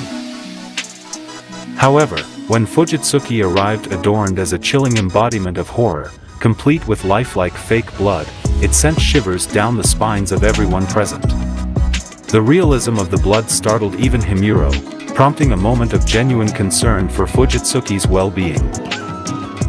Quickly realizing that the blood was merely a theatrical effect, Himuro breathed a sigh of relief. Yet, the impact of Fujitsuki's costume was undeniable, adding an extra layer of authenticity to the Halloween ambience. As the night progressed, Himuro found himself marveling at the ingenuity and creativity of his colleagues' costumes. From the president's regal portrayal of the Queen of Hearts to Fujitsuki's spine-chilling depiction of horror, each costume brought a unique flavor to the festivities. And amidst the revelry and laughter, Himuro couldn't help but feel grateful for the sense of camaraderie and friendship that permeated the evening. For in the end, it wasn't just about the costumes or the decorations, it was about coming together as a team to celebrate and create lasting memories. As the Halloween party came to a close, Ryan and Lily found themselves engulfed in the joy of their unexpected victory. Despite the initial mishap of forgetting their costumes, their improvised performance as office workers who had forgotten their Halloween attire added a humorous touch to the contest. The announcement of their win, coupled with the camaraderie and excitement of their colleagues, filled them both with warmth and gratitude. As they shared the prize money with the second-place team and decided to celebrate together, Ryan couldn't help but feel thankful for the strengthening bonds. And as they remained in their costumes, unwilling to let go of the Halloween spirit, Ryan felt immersed in the magic of the moment. With Futsuki by his side, he felt a sense of belonging and companionship he hadn't expected. But as Halloween faded into the past and the holiday season approached, a new adventure awaited them. With Futsuki's invitation for a skiing trip, Ryan felt excitement and anticipation. The prospect of teaching her how to ski filled him with a sense of purpose and adventure. As they prepared for the trip, adjusting ski bindings and ensuring safety, Ryan couldn't help but admire the unexpected turn of events. What started as a simple Halloween party had turned into a new adventure, strengthening deeper connections and creating memories that would last a lifetime. And as they embarked on the skiing trip, with Ryan guiding Lily through her first skiing experience, he knew that this was just the beginning of their adventures together. Ryan and Lily's skiing adventure continued with Futsuki's adorable attempts to learn the ropes. Despite her initial confusion, Ryan's patient guidance and simple instructions helped her get the hang of it. With a mix of determination and charm, Futsuki made impressive progress, much to Ryan's delight. As they glided down the slopes together, Ryan couldn't help but feel proud of Futsuki's quick improvement. Her enthusiasm and natural talent made the experience all the more enjoyable for him. With their skiing session coming to an end, Ryan suggested they take a lift together and grab lunch at the nearby lodge. Along the way, they spotted tracks in the snow, sparking a playful discussion about the origins of the footprints. Upon returning to the lodge, they were greeted by a surprising revelation: Ryan's sister worked there too. Lily and Futsuki expressed their excitement at the possibility of meeting her, intrigued by the idea of getting to know more about Ryan's family. As they sat down for lunch, Ryan's sister made a sudden appearance, much to his shock and amusement. The unexpected encounter left Ryan and his companions pleasantly surprised, adding an extra layer of excitement to their skiing adventure. With newfound curiosity about Ryan's family, Lily and Futsuki eagerly looked forward to the opportunity to meet his sister and learn more about his background. And as they enjoyed their meal together, they couldn't help but feel grateful for the unexpected twists and turns that had brought them closer together on this memorable day. The day continued with introductions to Ryan's sister, Yukimi, who turned out to be quite a personality herself. Yukimi proudly shared her endeavors in streaming and modeling, including makeup tutorials and dance videos. Lily and Futsuki were impressed by Yukimi's online presence, with Lily eagerly offering to follow her channel. However, Yukimi revealed her reluctance to share her online persona with people she knew in real life, citing her most popular video as one where she eats copiously on camera, which she felt didn't represent her desired image. Despite her reservations, Lily found Yukimi's content charming and endearing. As the group enjoyed their time together, a sudden interruption occurred when a coworker approached Ryan, causing a tense exchange between them. Sensing her brother's distress, Yukimi approached Lily and Futsuki, expressing her concern about Ryan's temperament and behavior at work due to their Snow Woman heritage. However, Lily reassured Yukimi that Ryan had been nothing but kind and helpful during their time together, especially in teaching Futsuki how to ski. Grateful for the reassurance, Yukimi felt relieved to hear that Ryan was fitting in well at work. As the day drew to a close, the group prepared for a Christmas takoyaki party, with Lily and Futsuki amused by the unexpected festive twist.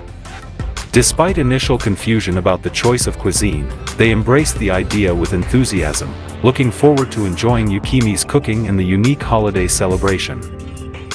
With the takoyaki sizzling on the grill and the atmosphere filled with festive cheer, Lily couldn't help but appreciate the warmth and camaraderie of the moment. As they exchanged gifts and shared laughs, Lily felt grateful for the unexpected bonds formed during their ski trip, cherishing the memories they were creating together. One chilly winter's day, as the holiday season approached, Ryan and Lily found themselves caught up in the festive spirit. The office buzzed with excitement, decorations adorned every corner, and the aroma of hot cocoa filled the air. Amidst the hustle and bustle, Ryan and Lily found themselves reminiscing about the past year's adventures and looking forward to the joys of the coming holiday. As the days passed and the office prepared for its annual New Year's Eve celebration, Ryan and Lily found themselves drawn together by a series of serendipitous events. From organizing the office party to planning a special live stream, they discovered new facets of their friendship and forged memories that would last a lifetime. On New Year's Eve, as the clock struck midnight and fireworks lit up the sky, Ryan and Lily stood side by side, toasting to new beginnings and the adventures that lay ahead. In that moment, surrounded by friends and colleagues, they realized that true friendship knows no bounds and that sometimes, the greatest gifts come from the bonds we share with others. And so, as the new year dawned and fresh snow blanketed the town, Ryan and Lily embarked on a new chapter of their journey together, filled with laughter, camaraderie, Lily and Ryan got together for a New Year's Eve party. The music was loud and the atmosphere was filled with a festive mood. They poured themselves identical drinks and raised their glasses in honor of the coming year. Elsewhere, Fujitsuki was at home, feeling cozy and warm as she prepared her own drinks for the celebration. Comedy, sitting in its virtual space, was also preparing for the celebration. She set up her camera and background to create a festive setting for her stream. Antanashi, while the others were preparing for the party, was busy with family matters. He realized that he would not be able to join them at the party and went about his business. As the clock approached midnight, they all found themselves together to welcome the coming new year. To the sounds of festive fireworks, they raised their glasses and wished each other happiness and good luck in the new year. On this New Year's, Ryan and Lily decided to visit a sacred temple to offer their first prayers of the year, eagerly anticipating meeting their friends to celebrate the beginning of a new chapter. Seeing their friends gathering outside the temple entrance, Lily and Ryan hurried over to them, rejoicing in the reunion. "Happy New Year!" Ryan exclaimed, hugging all of his friends. "Happy New Year! How do you like our outfits?" Comedy replied with a smile, dressed in a magnificent kimono. "Everyone looks so beautiful in kimonos. It's like we're stepping into the past," Lily remarked, admiring the ambience. Together, they entered the temple, each offering their prayers and wishes, trying to make the first day of the new year special. After finishing their prayers, they stepped outside to continue their celebrations. On their way to the central square, they stopped by a stall selling traditional treats. "How about some delicious takoyaki?" Lily suggested, pointing to the stall. "Why not?" agreed Ryan, and together they bought a portion for everyone. "Now this is a real treat," exclaimed Ryan, savoring the taste. As they enjoyed the treats, Lily and Ryan noticed how close their friends Key and Lemon had become, laughing and chatting together. "Look at them.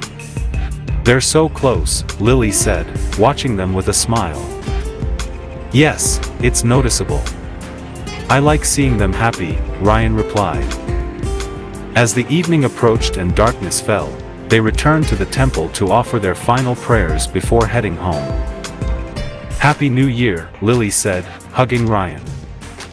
"Happy New Year, Lily. May this year be full of joy and success for all of us," he replied, smiling. With the festive mood and the temple's blessing, they headed home, knowing that this new year would be special, thanks to friendship and mutual support.